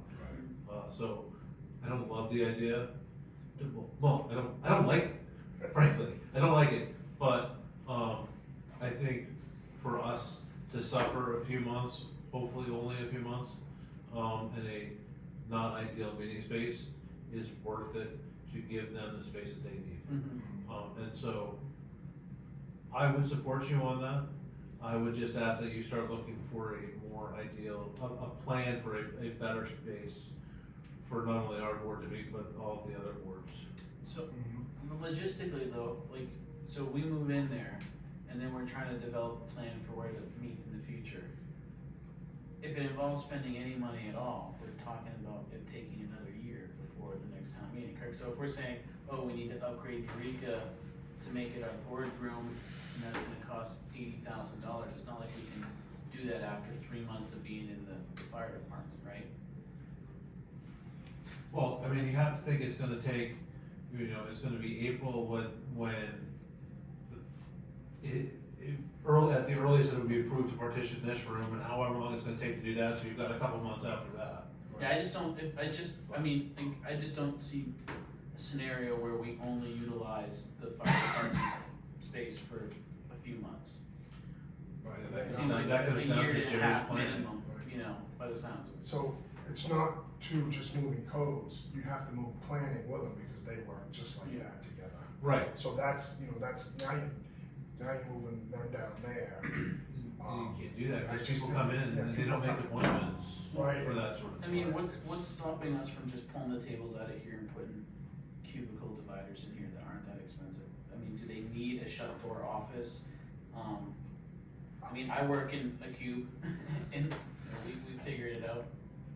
Well, I need a shut door. I know you, but like, Right. what, if we just take the back corner there where planning and codes are, just put in a cubicle divider in here, and someone has a desk there, and someone has a desk here, or desk here, and a small space there, and they can use that for Yeah. private meetings. Part of the idea is to get me out of there, because I get into confidential Mhm. conversations with, I was having some attorneys not too long ago, and you can really hear, Mhm. like, they can hear me, I can hear them, even with the door shut, I can hear their conversation, so it's kind of a little, you know, unsettling when I'm trying to have a conversation with an attorney and I've gotta talk like really low. Mhm. Or if I gotta have a frank conversation with an employee, I don't want other employees to hear it. So it's trying to get away, trying to get the town manager, regardless if it's me or not, just that, cause that role is important and they gotta have those conversations. I don't wanna have them where I'm in earshot of other employees. I suppose I could take them outside or we could go for a ride or do that, but I don't wanna get into that either. Yeah. It's just not, it's not ideal. And I know we don't live in an ideal world, but I'm just trying to like bring ideas forward that we need to talk about so we can just accommodate, what we do, you know, and So are you thinking like, and maybe you're not, I don't know, but I'm just curious, like, that if this is what's happening and we're moving over to fire station and that is gonna be considered a temporary situation, do you have any, do you think you're gonna suggest adding on to this building? Or That's- what, I just feel confused about, like, if that, you know that that's a temporary situation, and these are all the buildings that we have, I'm just trying to, Right, so Figure out that's what- a bigger discussion, right? I can propose all the things in the world to you, but I want direction with that, so I'm just not spinning my wheels, you know, proposing these things, and none of you are on board with it at all. I serve the town, I'm just giving you what my ideas is. I can't go out and do all of this work and then bring it to you folks, and then you say, this isn't at all what we want. Well, I need to know what that is prior to doing that.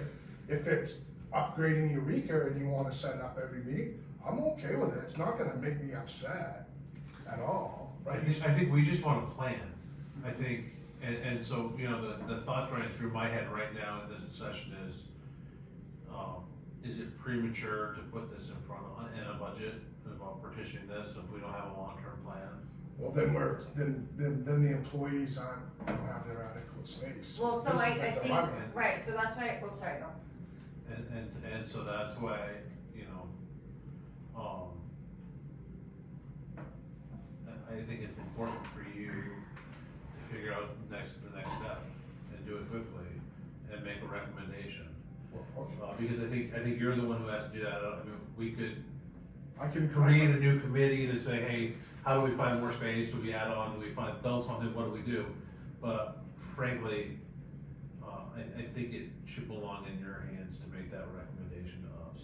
Okay, I can dust off the plan that was done in 2006 and bring that back to you and say, this was the plan then. So is that what you think is best? Is how I mean, it's a recommendation from you. And so if you don't think that plan is the best, then I don't want you to give it to us. Yeah, I see what you're saying. You know, I don't wanna create a new committee to do this and spend 6 months. No, I want you, because you're the one who theoretically knows the employees, the town, the space best, and can say, this is what is needed, and here are different options. right, but I would like the board to recognize that we are running out of space. Oh, And you want me to do that, to come up with a plan and not have it be something that I'm just coming up with on my own. I think you raised a good point about the space.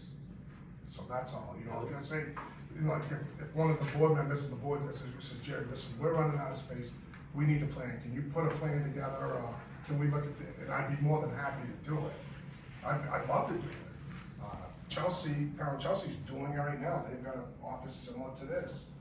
And, they just put out a design bill for contractor to look at adding on to suit. I mean, we can do that, but if that's what you're interested in having me do, I'll be glad to do it. I mean, me personally, yes, I'd like to have I would like to have a plan in place before we start piecemealing a plan.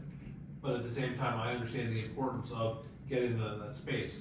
So would I be willing to make an exception to that hesitation I'm feeling about piecemealing it together? Yes. But I also think, yes, I think this board has said on multiple occasions in just my year and a half, yes, we need more space. Yes, we support it. And maybe it hasn't been explicitly said, but it should have been, come up with a plan. Give us something. You know, we have the issue that the CIP will be ranking that you submitted to CIP and you'll put in your budget about partitioning this space. Tell us what you need to be able to come up with a plan to create the space that you're taking away from all the committees that meet in this room to give us and those committees and those boards adequate space to have their meetings. Right.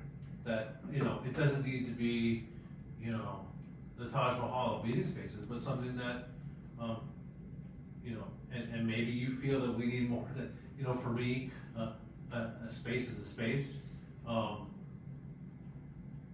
as long as we can get the business done, I'm not gonna complain, but, you know, something reasonable. That's, and I think we all feel that way, and so, So I guess then my question is, do you wanna stick to the plan that you have been beating around for the last couple of years and just do it at the Eureka Center? Cause I can put that plan together for you too. I wanna know what your recommendation is. And I understand your concerns about the Eureka Center, and that's valid. I also heard, you know, I had the same concerns that Joe and Heather raised about the fire station, and the same concerns you had about Public Works. I mean, if you hit those on the run night, you're gonna have call after call after call, you're gonna have a snowstorm. Parking's gonna be an issue at both places if you get, you know, more people at the meetings. Of course, it could be an issue at the Eureka Center too. And so I wanna know what your recommendation is. I want you to come to us and say, I've looked at the Eureka Center, I've looked at fire station, I've looked at Public Works. I don't think those are feasible, here's what I think is the best thing. Here's, what I need to go forward and make, in order to get a proposal. Or here's my proposal, you know, whichever way you wanna do it. But that's what I want, you know, and it's putting more work on you at a time where you don't need more work, I understand that. But I think you're right, that space is an issue and we need more of it, and yeah, we should have had this conversation sooner, but let's have it now. I'm all about it. That's my position. Okay, Heather has a question. I feel like I remember that you said that there was a grant, and I think it was like for $8,000, and it was to talk about this area, Yeah. and how, is that potentially something that you could use to have somebody come in, look at the space, design something, just putting that on your radar as potentially an option? Yeah, they are looking at all of that. Okay, They just didn't get to it this time. It's a GPCOG okay, grant. He sent me 2 timelines. He hasn't fulfilled it yet. I asked George about it because he's gonna work with George on that. okay. And so the plan that you were talking about in terms of altering this room, does that create one office? Mhm. Okay, so if, just again, idea, putting it out there, right? This doesn't change and we add an office, what that might look like. Then we don't lose this space, it's already here, it already exists. An office gets added on, that can become your office, that's soundproof, that whatever, and then none of that other stuff comes into play. Right, so right now, when we have larger meetings where the budget committee meets with us, this really isn't adequate space for those meetings. So I have to meet somewhere else anyway. Okay, so So- in Which is chorus with what, Josh said, what do you need from us to go forward? Do you need a vote from the board to No, go no, no, forward with no, that? no Do you need- votes. I okay. just some sort of general direction that you wanna go in. Yeah. So I don't spin my wheels doing something that That's fair. you don't want to happen. Like, if you want me to, I mean, it sounds like, Josh has pointed out a lot of things, you all have.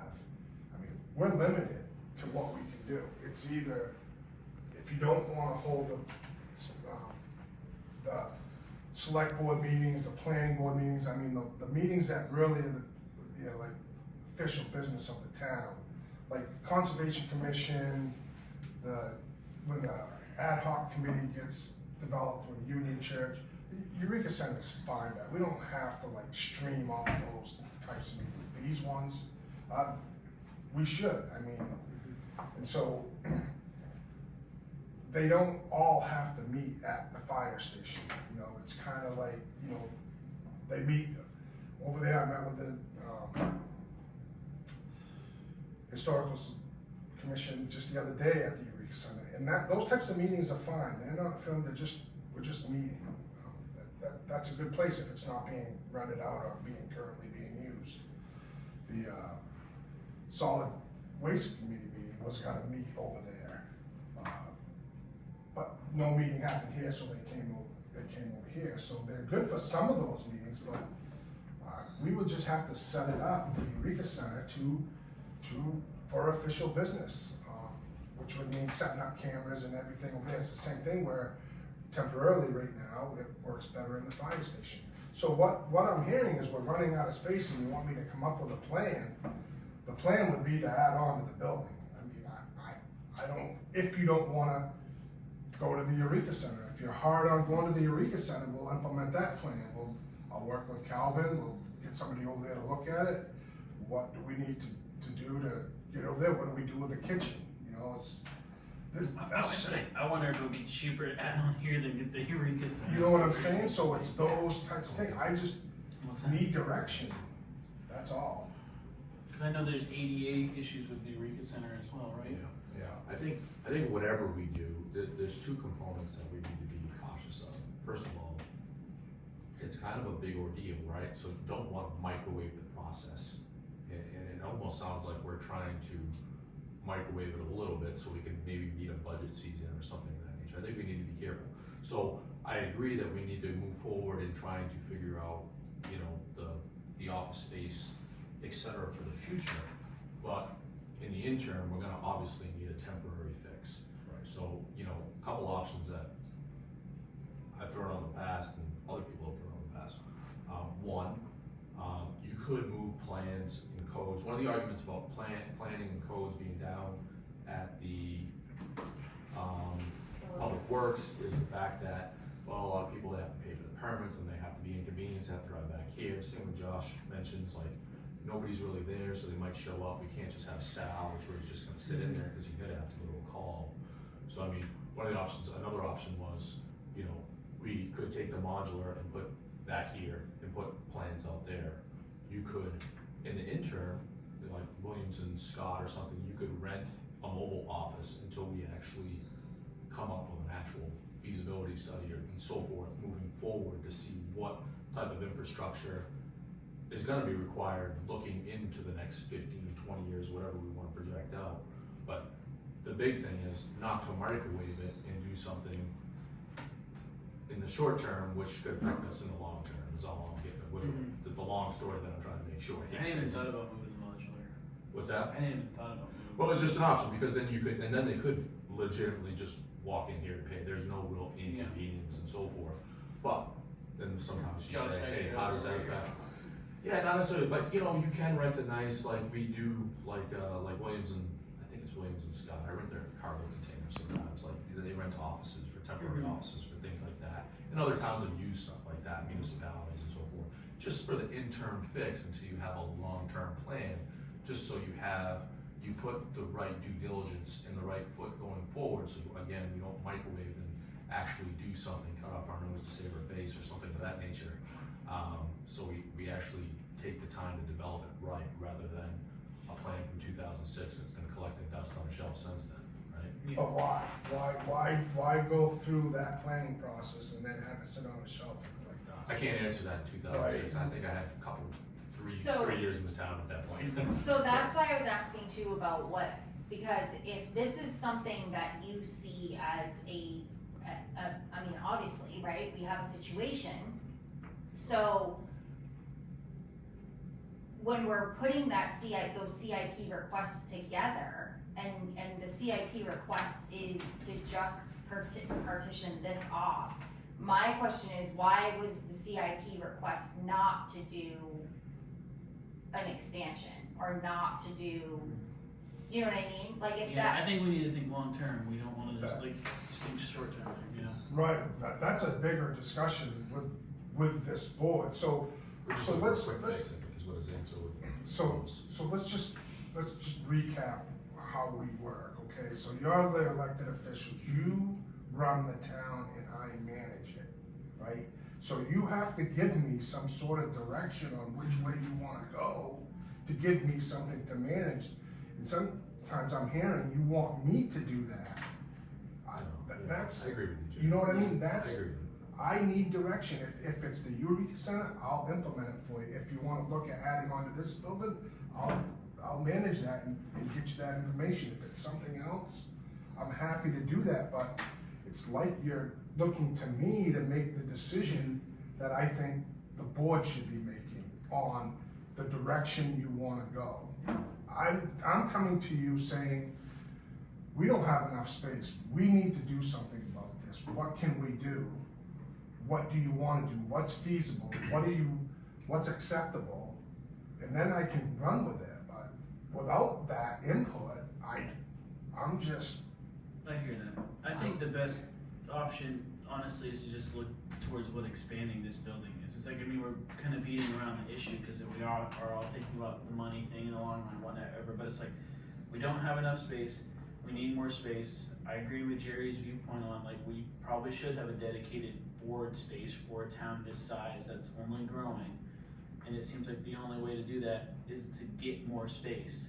And seems like it would be better to have something purpose-built versus trying to convert a community center into a part-time boardroom. And like, I think that this boardroom looks professional. Like, if you're watching on video, this looks like a boardroom, this looks good. Whereas the Eureka Center doesn't have that same aesthetic. And I think with a growing community, you want a boardroom, maybe a couple more rows of seats. I mean, look, when the baseball and softball team were here, it's people standing around. So I think that we're just beating around the bush. Like, we need to build more space, but we don't.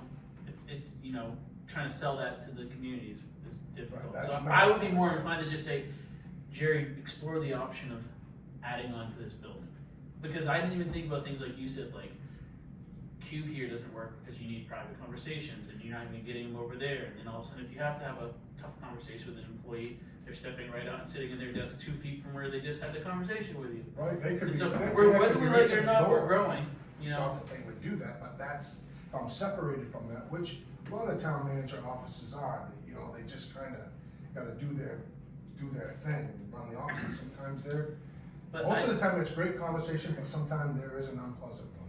But I don't like the idea of just trying to, if we're spending in the short term to put a Band-Aid on something that we're just still gonna have to have surgery on later, let's just look towards the long term in my mind. And I know that might not be popular with everyone, but I got no problem with it, I just think it's, it would be very, stressful, probably mostly for Jerry, to try to get that long-term plan in place to have a decision by, let's say, April. That's all I'm saying. That's not doable. It's not doable. So Okay, that's what I mean so- by microwaving the process. So I So will- in the interim, we need to find something to pacify the employees and Jerry in the interim until we can actually fulfill what our long-term expectation is. I think we have to decide as a board, is it more important for us to have this meeting space or for the employees to have the space that they need? I think it's more important for the employees to have the space. And And I I think agree. that our interim plan should just cost less money, because I don't want our interim plan to be, come in here, put in a divider, we move over to Eureka, or we move over to the fire department, and then we expand on this building and just to tear this office space down and reconfigure it. Like, I'd rather we have a thought process on, like, if you follow what I'm saying, like, don't partition this if we know that it's only gonna work for a year and then we're doing something different, or 2 years we're doing something different. So I'm fine with us moving into the Eureka in the short term if it opens up space for employees, because you want people to be comfortable and happy when they come to work. But You're happy with moving the meetings to Eureka for now? wherever we need to move to make, I'm with Josh, like wherever we need to go to make it so employees are more comfortable and have the space that they need. I'd rather us have a less than ideal meeting space for a year or so versus employees being another year. Okay, but that's still, to get the employees they need here, it's still a petition here, regardless if you go to. What, Eureka. I mean, but what if you just turn this into your office and you shut the door, and then the two people, that back corner office now, one of them moves into your existing office? So even without adding in a partition here, you just move into here as your office, and your office opens up for codes, and then planning stays in Don't place. you need to use this space for other things, you Right. need that space. You need that little bit of a meeting, because some people need to, they would absolutely, when they come in and vote, Alan and George need to meet with people and look at maps. So you kind of, and I have staff meetings too, where I kind of am a cheerleader, so I bring my name and kind of cheerlead. But I need that opportunity to do that, and just kind of sit around the table. And Yeah. so you sort of have that little What if bit. you go with the wall and knock out the wall? You get your two windows, you have an egress in the back, you have another separate room for that, and you have a full-size room. If you just went this way, you have that space for meeting and this space. Well, that's what I was for just thinking, Right. right from the door frame to, from window frame to door frame, a wall, this is Jerry's office, and then you have a Right. small space right there, and that's a cheaper option. Yeah, it's not very much at all, really. And I don't know if you need, you know, more privacy in terms of, like volume or, sound control, but filling these bays with Well, spray this foam or bay for something. sure. Filling the bays with spray foam, cause it's quiet. The new wall sound. I would insulate, just Yeah. the sound area.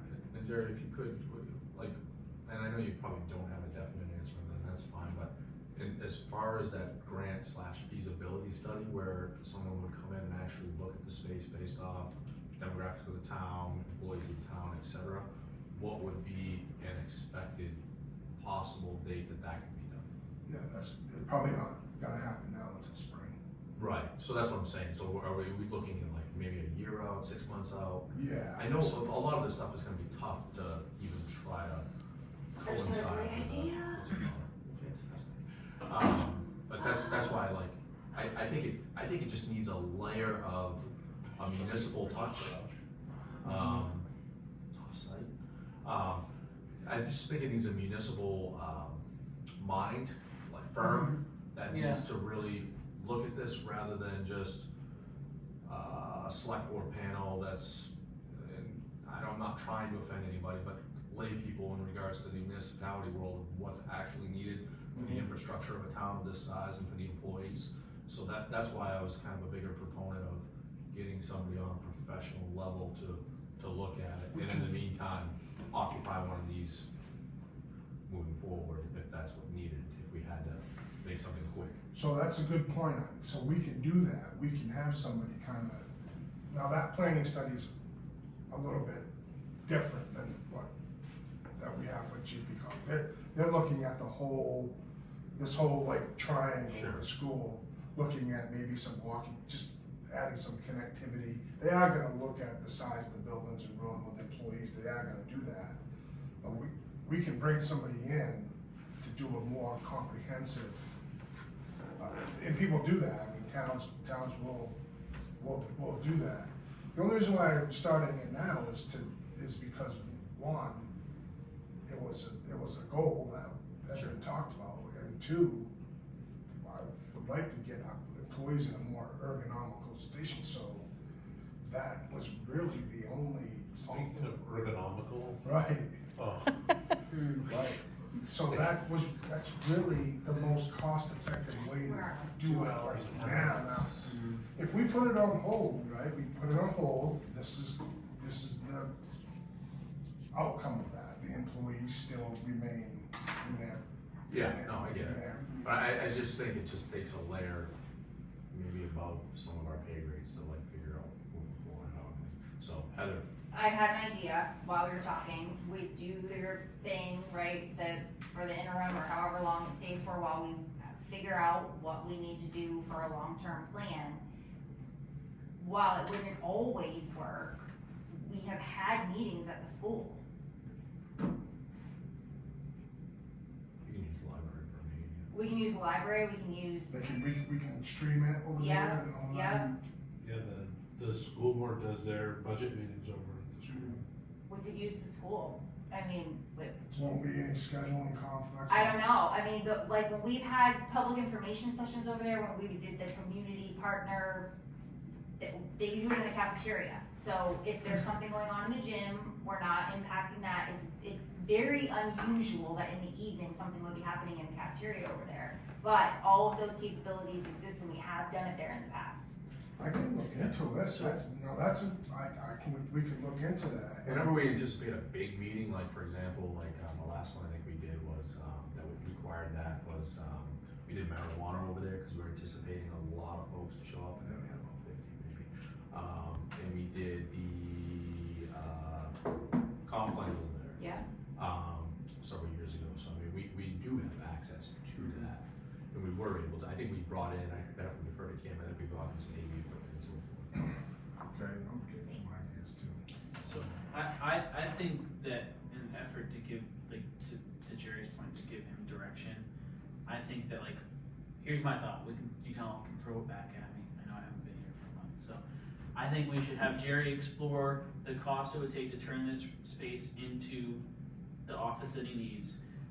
Find us a temporary space, whether that's the school or the fire department, all knowing that there'll be a long-term plan to explore the option to expand this building in the next couple of years. That's what's currently on the table. Yeah, and so I think that we should just, but I think that we should just say, As like you a said, we've talked about it, Yeah. but it should just be, Right. Jerry, here's the directive. Tell us what you need to do to fix this into your building, put us in another space, and then come up with a plan using Rich's suggestion of bringing in a designer to do this. So we'll, for the next year, year and a half, we'll be either at the school or the fire department.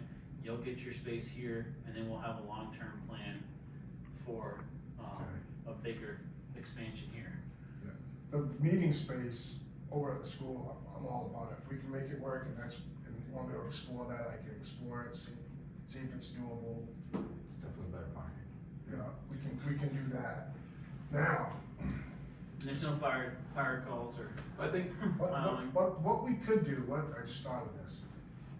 What we could do in this room, even temporarily, is we could just get a regular petition. It might not be the privacy, but I can shut that door, and then if I have to have any private conversations, I can have them, and then just don't come in. But then when they wanna have a meeting and it's okay, but even still, if I'm in here and they're in there having a meeting, I'm trying to think of all the alternatives rather Well, than putting a I- hard petition in. I think you need to do it right, because I think you're right, the privacy needs is It is. important. And I think it has to be done right in that regard, and so I don't think you can skimp and save money. I don't think I a mean- wall here is gonna cost a lot of, I don't. Yeah, I it's mean, not I run don't- the We got- wall we from got a like price. that, Yeah, this window here, there, and that leaves half the room We for have their a price. conference space, and you have a quiet. it's very convenient that the heat register stops right there and. Yeah, it's everything, located we in- looked right yeah, at, it's- we moved the fire, yeah. we've got it There's all. two heat Yes. registers, you I can think we're- sweat it out I think in your that- office over here. Do you feel like you have clear direction? Yeah, Okay. yeah, you wanna look into the school, so I can do that for you, see if that works. The fire station is still an option, we don't have to do it. You could also ask AMVets, I don't know what the deal is over there, but the upstairs of AMVets has been Just go completely downstairs. redone. Yeah. Yeah, the upstairs of AMVets has been completely redone, and on a weeknight, that Stream. might also be an option. Mics and cameras and streaming and all that can happen Yeah. over there. Yeah. Well, I think we got some ideas, I think we put some stuff on the table, so, I think We can for move on. tonight, You feel better with direction. I think we're gonna move on from there, and we're gonna, maybe Jerry can get back with us in the next meeting on how we want to proceed forward. Yeah. I think everybody You, had a chance. do you to have a listen. contact at the school? We didn't spend much time talking about Eureka. But it's all part of the Yeah, whole I'm big- joking. Yeah, I know. It's We'll all- close that out, moving along to, the manager's report, is there anything to report tonight? Yeah, I do want to report some things out too. So I forwarded the structural, report for the Union Church to you, you all got that. So I forwarded that on to, Bill Snyder, so he has it, hopefully he's gonna call a meeting and kind of talk about that report, and move that forward. I see no reason right now why they can't meet their December deadline and come to the board and give their recommendation on what they, So you think that would be the 12th, potentially? maybe if I can get a hold of Bill and they can all meet, I'll follow up with him and just see if that can be something. I only ask, because if we're potentially not only having one meeting, that would be crucial if we could get it in by. Right, 12th. absolutely, yeah. So follow up with him on that. So I've been meeting too with the Historic District Commission, and, we met the other day, it was a good meeting, and so where we are now with that is Lois is willing to step back to being the chair. So, Lois is willing to continue to be the chair, or go, she resigned, yes, so that she would have to be they would have to elect her to be the chair okay, again. okay, She's still on the commission because she's been appointed, her term's not up, she just resigned to be the chair, so she's willing to be the chair again. okay, So they will be able to conduct their meetings or review permits.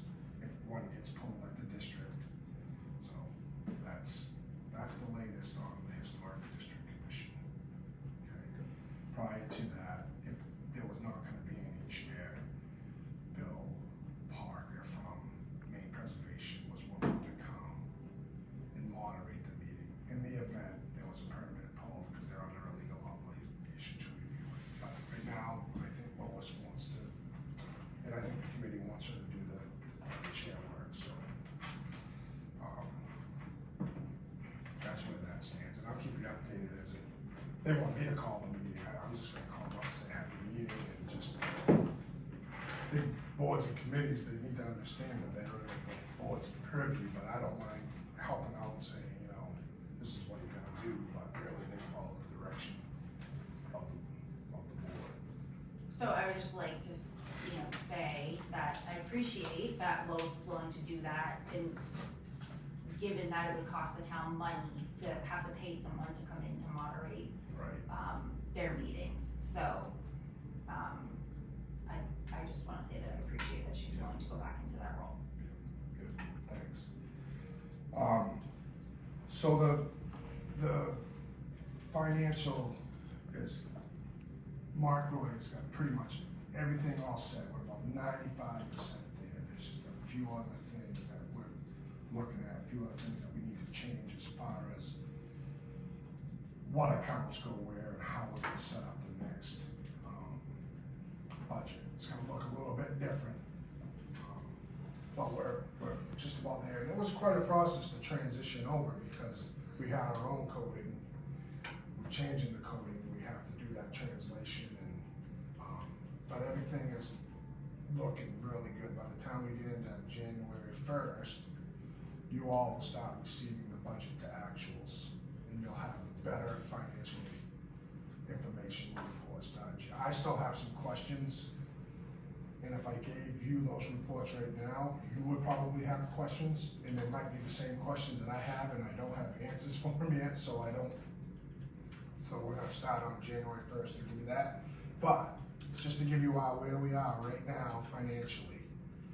Okay, so at this point in the year, we should have about 16.67 remaining in each department's fund. Because we're getting close to December. So the administration has 22.4% remaining. So this is one of those things, so we have a municipal buildings account, that's the heat, electricity, the fuel and all that. With negative 14% on that, okay?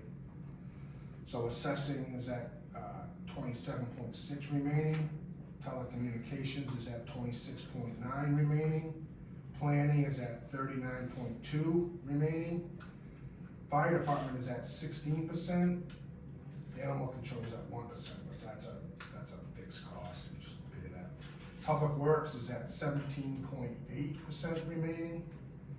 Solid waste is at 21.6 remaining, Parks and Rec is at 36.3 remaining, and Eureka is at 19.6 remaining. What was the one you said that was at negative? Municipal buildings. So, in the grand scheme of things, the total budget, all right, for the town, is $10,334,022. So I left off the last number, but actual expenditures to date is $8,763,765. So the percent remaining in the whole budget is 15.2% right now. So that's county, school, the whole 9 yards. So, Do we have another school payment by the end of the year? yeah, we'll have one in One more? December, yeah. One December? For this budget, yes. For this For our budget, okay. yeah. That's what I should have probably yes. Yeah, so I shared this with you now because this is the kind of stuff we're gonna be getting now. So when we get on January 1st, when he does an AP, he's gonna send a bunch of actuals, and you're also gonna get those. They won't be really for discussion unless you tell me you wanna discuss it, but it's more for your information so you can keep abreast of what's going on. Which I'm not sure if that was happening in the No, I past or think not. what should probably take place, I mean, unless it's like something, so is once people get that, if they have a question, they can email you Right. specifically and or marked collectively, but it really shouldn't be a discussion like, hey, here's the budget, and everybody start firing off emails, it should go directly to you. Right. I mean, cause you can get into the weeds of the budget. You can get in the weeds real fast in the Yeah, budget. these are just the bigger numbers of where we are, we're looking pretty good, we should be okay. So the postage line's gonna make it? Is that what I you're think saying? so. Okay, I just checked. Postage line will make it. And really, why we're negative 14 on municipal roads, because we just didn't do a good enough job estimating what CMP was gonna be idea what the fuel costs were. It's hard to, CMP was a big hike. it was. There's no question. It was. But just so you know too, like today it happened. So we were paying CMP like 16 and 17 cents per kilowatt hour.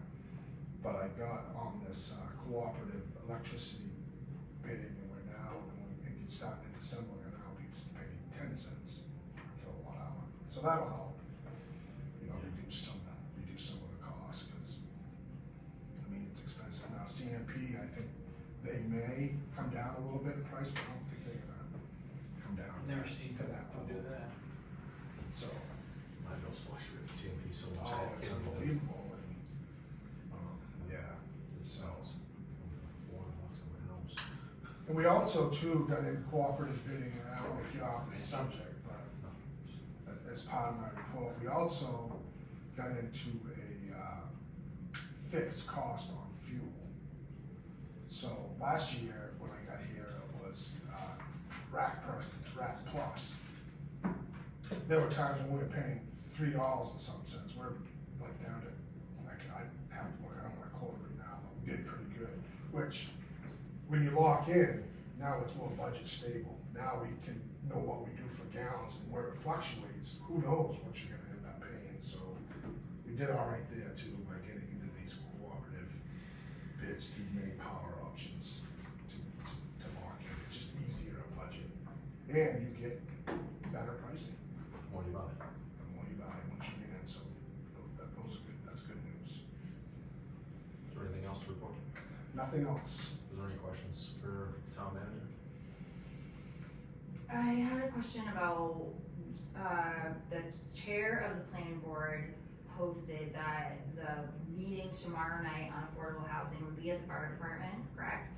But it's not gonna be live streamed, and people asked that specifically, if it was going to be live streamed, and I don't know what the answer is as to why it's not gonna be live streamed. We don't have the capability to live stream it. Okay.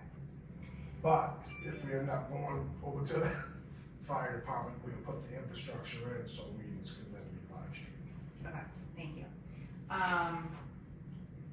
And then, just to put it on the radar when we're talking about December, because we had that big conversation, the Union Church, right? And we also asked the Solid Police Committee to come back to us by December so I just wanna make sure that we're only Yes. having one meeting and Mark's gonna be at that meeting. December 12th is gonna be a big meeting. Yeah, anyways, I just wanna put that on the radar so that you can effectively schedule what we've asked them to come back to us by then. Right. So they met yesterday. Calvin come in. He sits there just as an advisory. So he came to me today, and their question, to him was, so what's our purpose? The solid waste committee? They don't really know what their purpose is. You all know what their purpose is? Yeah. My understanding was to explore the options for, trash removal, knowing that the only person who's willing to do it for us is telling us we have to buy them a truck to do it, moving forward. Are you almost gesturing towards me? No, I did not mean to, I did not mean to. Trash business. Yeah. That was my Yeah. understanding is, Right. my understanding was at our That's why- meeting, the people from wherever came and said, yeah, we're not doing these contracts anymore without the automatic pickup, and we need to explore those options. My understanding is that they were going to be vetting long-term options and then coming to us with what those potential long-term options would be. Whether it's strictly Casella, whether it involves different organizations like the GART, whatever it is, I can never remember the name of it, EcoMaine, and the compost to garden or whatever, those collective things, if we're gonna, like how North Yarmouth has the 3 different sectors that they use to deal with their trash. And that they were gonna have, I thought, the contract was gonna go out to bid so that they would be able to have numbers associated with the things that they were talking about. That was what my understanding was. Yep.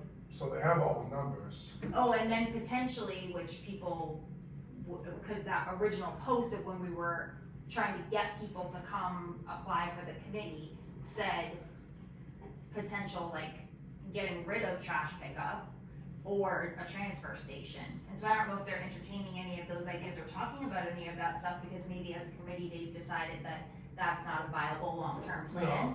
No, I asked you folks to make sure that I was on the same page, because that's what I told them the first meeting. So What I just said, basically, Okay. you're exploring options, for a long-term plan. right, to deal with solid waste, and, but they asked Calvin that, so I couldn't be at the meeting. Um, So I'll just reiterate to them, that's what you're looking at. And I'm not trying to speak for everybody, is that? No, I think we're everybody all on the else? same page. Yeah, no, I think that was pretty clear. I'm Yeah. not sure where the disconnect happened, but obviously there's a disconnect. How many meetings have they had? Two.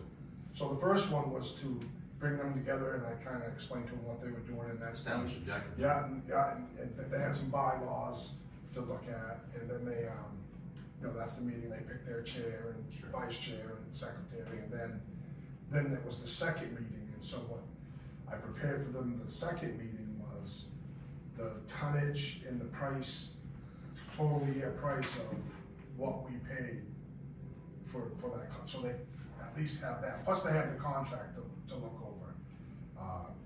That's gotta go out soon, they may make some edits to it, I don't know what those are, I haven't seen them. But I'll be responsible for putting that out and making sure that it says what it needs to Putting say. out an RFP Yes, for collectively, yeah. Yeah, because, right, that has to be back by January. yeah, I want it back before January, like mid to third week of December. Okay. So we can have it as our budget, talk about it, Right, yeah, absolutely. okay. So, I'm not gonna give them, 3 weeks is enough time to put a price on an RFP. Okay. And I'll mail it, I'll mail it to all the big ones, and we'll go from there, but it really is looking at the moment, what's your recommendation to the long-term solid waste management, what do you want to? Hey, maybe Conservation Commission can put a recycling truck. So, So the one other thing is that I don't know if we got away with like upcoming agenda.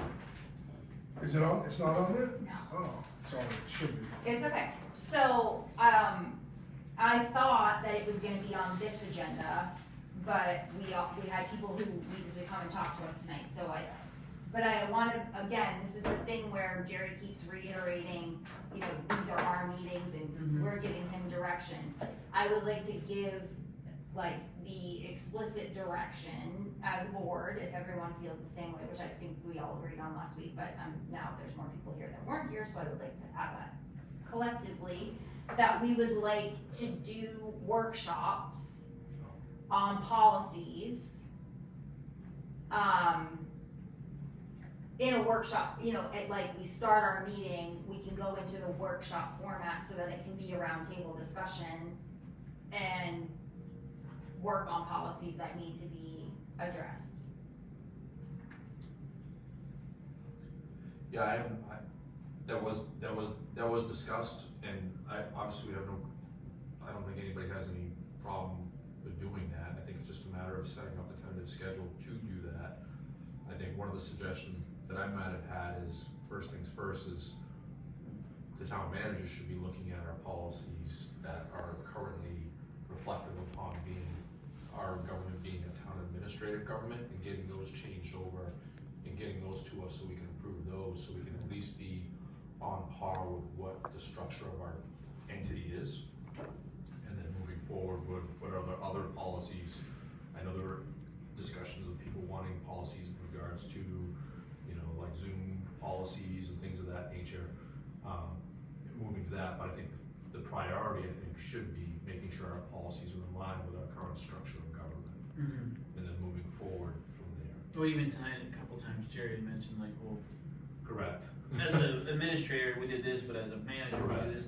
But I think first step would just be to get an inventory of existing written policies, so we can figure out what's there. Immediately fix administrator versus manager type policies, and then figure out where our gaps are for creating new policies to how meetings flow, that sort of Yeah. thing. And in fairness, I mean, this might be, you know, again, it shouldn't be a process to microwave, so this might be a process that's gonna, you know, maybe have to wait until after the budget season and so forth, with the exception, I do think the priority should be on getting policy updates to, in regards to the administrator versus town manager. So I have almost got the personnel policy done. So I'll be bringing that to you, but I'll bring it to you at an appropriate time because you're right, we are getting into budget season and that.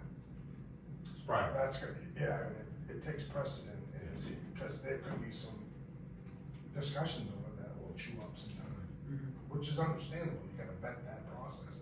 That's fiscal policy is pretty important. Yeah. The other thing that I would like to do when we're doing this is send out the opportunity for the other department heads to let us know what policies they feel they are lacking to be able to effectively do their job. Right, They need to go through Jerry for that. right, Yeah, yeah. no, that's what I'm saying, give him the directive But to then, that's his directive to me, though, is what I'm getting at. That's a personnel issue. Right. That's totally in his court. That doesn't get to us until he wants to change their particular policies. well, I'm not talking about like employment policies, I'm talking about like, say, if we have, a public health situation and the fire chief can't effectively deal with that because we don't have a policy around dealing with a public health situation, that, He's the health officer, so, we can have this discussion as far as like policies and stuff like that, we could physically add this to an agenda, but right now, I mean, if we're just asking to put something on the agenda for the future, that's all we should be really doing right now. So if there's something that we wanna add to next week's agenda or something of that nature, let's do that. But as far as like any other further discussion and so forth, you know, we gotta look at this as far as, it's already 9:05 at night, we're already going into overtime here, so. Are there items that we need to be adding for the future as far as agenda items? You mean for the next meeting? Yeah, cause that's the way I thought this was starting out, like we're looking for items for upcoming agendas. yeah, I wanted to put policies on the agenda for the next meeting, and it sounds like that's not gonna happen, No, so. no, that's I fine. don't, that's up to you folks, if that's what you want on the agenda. I thought that's what we had talked about at the last meeting, but maybe I was mistaken, which is fine. What's our next meeting, 28th? And do we have anything that's coming up on the 28th that you foresee being, on that meeting? Cause the budget season isn't gonna start, and our Right. conversations around that aren't gonna start until January. I And think so- putting policy needs on the next meeting as It's an fine. agenda item is a good Yeah. idea. Yeah, Right, it's fine, if you can have the stuff done. what stuff, what policy, Exactly. that's what I think that what you're getting at, Heather, is that might be where we talk about the policy needs at next meeting, saying, is that what you're saying, like? I would like to identify what policies need to be addressed. What I would like to identify, if you're working on the ones that are already in existence, then that's fine. I've said this before and I will say it again, I am more than happy to tackle some type of structure around any policy that needs to be written for us to review and make work, you know, I don't wanna keep talking about it and then have no action follow it. I would like action to happen, and so I would like to have this as an agenda item to be able to establish an action that's going to take place and who's gonna be responsible for it. That's what I would like. We can put policy on the next meeting. But we needed this, Jerry probably needs to go through exactly the policies to see what we're bringing forth and what needs to be changed. I don't think we can bring the whole suitcase of every policy that the town has and go through them one by one in one particular night. They should be addressed in a matter of urgency, whether that's personnel, which it sounds on the table now. Yeah, I think that's one of the more, And conquer them. It's not gonna be something that's gonna be conquered in one meeting, is what I'm getting at. right, and some of them are pretty simple, I mean, like the no smoking policy. Right. I mean, those are pretty simple, it's, when you but the personnel policy, there are some minor changes in there that I'm gonna propose. Well, I already did one, right, but other than that, it's really changing them from town administrator to town manager, and just, it's really that what I'm doing with the old policy. New policies, I mean, there's all kinds of ones that we can do an undesignated fund policy, whatever the board would like to. Is that a policy that you would like to have in place before we head into budget season? I don't, because you have to hash it out a little bit, I mean, I can get you one to look at. Is that something that you all want to have? See, again, you are the elected officials, if that's something that you want, I can do that for you, because I served you, and you're asking me what you want me.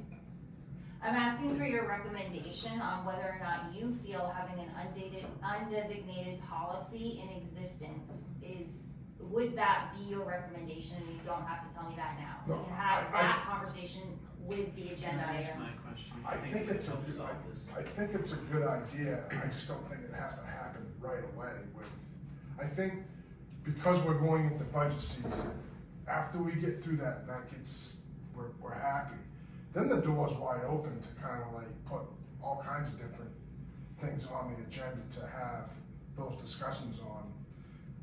What do you want the policy to say? Like, for instance, undesignated fund, I can put something together and put what I think it should be, and it could be between 2 and 3 months of expenditures, but is that what you want? And I would rather have you tell me what you want, so I do it once and not twice, or 3 times, or 4 times. Just discuss it, tell me what you want, and we'll put it in there, and then you can review it to see how it.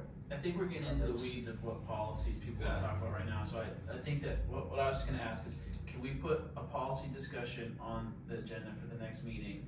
And Jerry, do you have time in the interim between this meeting and next meeting to collect our existing written policies? Bring them to us and possibly make recommendations on things that you might see as immediate needs, and then we can evaluate those and say, here are what we need to do next. And so, because like, I feel like sometimes we just get into this position where we start talking about what we want to talk about, and then we dive into the specifics. Right. And so, I think if we had a packet that had our existing policies, and maybe if you say, here are the 7 that I'm most worried about, and then at that next meeting, we can approve those changes, and then say, here's our needs based off of budget season, based off personnel, based off things like that. I mean, the policies are in a black binder, I can photocopy them and give them. Yeah, I just personally haven't seen them, so Yeah. if I can get copies of them, and then we can talk about that at the next meeting. That works for me. Does that work for everyone else? Yes. Because I just think it would be tough to, without putting it on an agenda item, to talk about what policies we need to have presented before we can actually. Well, it's tough when you don't even know what policies you have. Yeah, I think it's just a little bit of cart before the horse situation. Because I have ideas of what I think should be policies, but I don't necessarily know if that is there or not already, so. It's So just- there's not a ton, there's not a lot of Mhm. policy. So, yeah, that's easy, I mean, it's in a black binder, there's, I don't know, Yeah. maybe. Okay. But I also understand the idea of what you're saying is like, we need to tell you what to do, but at the same time, like, you're the one dealing in the trenches every day. We want to hear what you think is a gap, if you identify one. Absolutely. So if we don't necessarily need you to come and say, here's the exact policy I need to be written, but you might say, we don't have an undesignated fund policy, and I think that is something that needs to be addressed, and then we can decide. Right, which is sort of what I did with the vacation leave, it was like there was a hole there, it didn't make sense, so I brought it to the board. Mhm. I don't know if you. We got it, again, Yeah. Right, if we wanna add a policy discussion to the next meeting, let's just add and let's have the discussions that we're having now, and if they need to get deeper in the weeds in the next meeting, it's not necessarily for tonight's. okay. One other thing that I wanna bring up is part of my report, as you folks know. So we're down a staff person. So it's not like when that happens here, the wheels come off, but it is a major loss, if you will, because that person is, you know, pretty, has a pretty important role in the organization, so, I don't have, I'm not gonna share a lot of details of what happened to her, but just know that when we have that person out, or any person that night, when there's a small staff, sometimes things get down a little slower than typical, so. She's fine, but, sometimes it's a little disruption in what we can get done and how quick we get it done. Just throwing that out there to you, it's, You're short-staffed.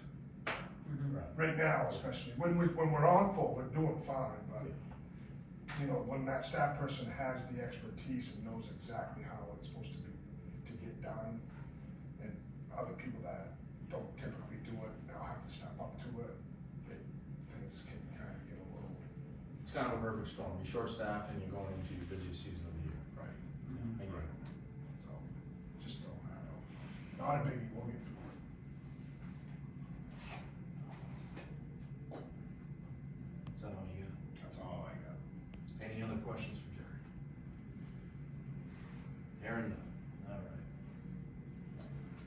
all right. Consent agenda, I'll take a motion to approve the consent agenda after we have already, removed the approval of the minutes from 10/24/23. So the motion would be to approve and sign November 10th and November 14th warrants, both payable and payroll. So moved. Second. Discussion, vote.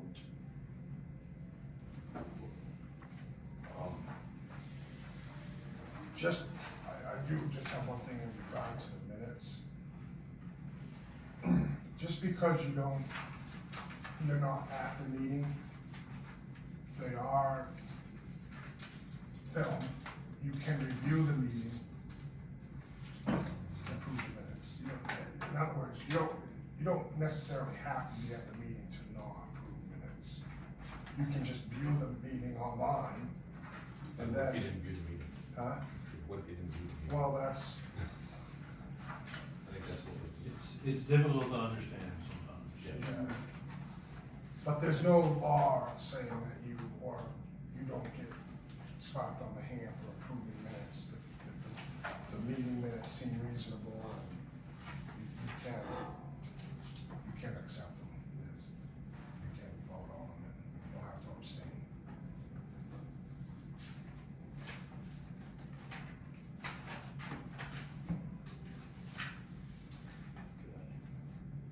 Upcoming meetings in town news, select board meeting 11/28/2023 and 12/12/23. Planning board will convene on 12/6/23. I assume that's at 6:30? Yes, that what it is? No. Okay, yeah. Executive session? I don't need one. We'll need an executive session. I wanted one. I don't, is it too late to have one? It's up to you guys. I'm awake. So, I mean, is it a long one? Is it a? I don't think I don't think it should be too long. Okay. Is it, just so I can call it, is it for personnel? Yes. So we will go into executive session pursuant to 1 MRSA 4056 alpha.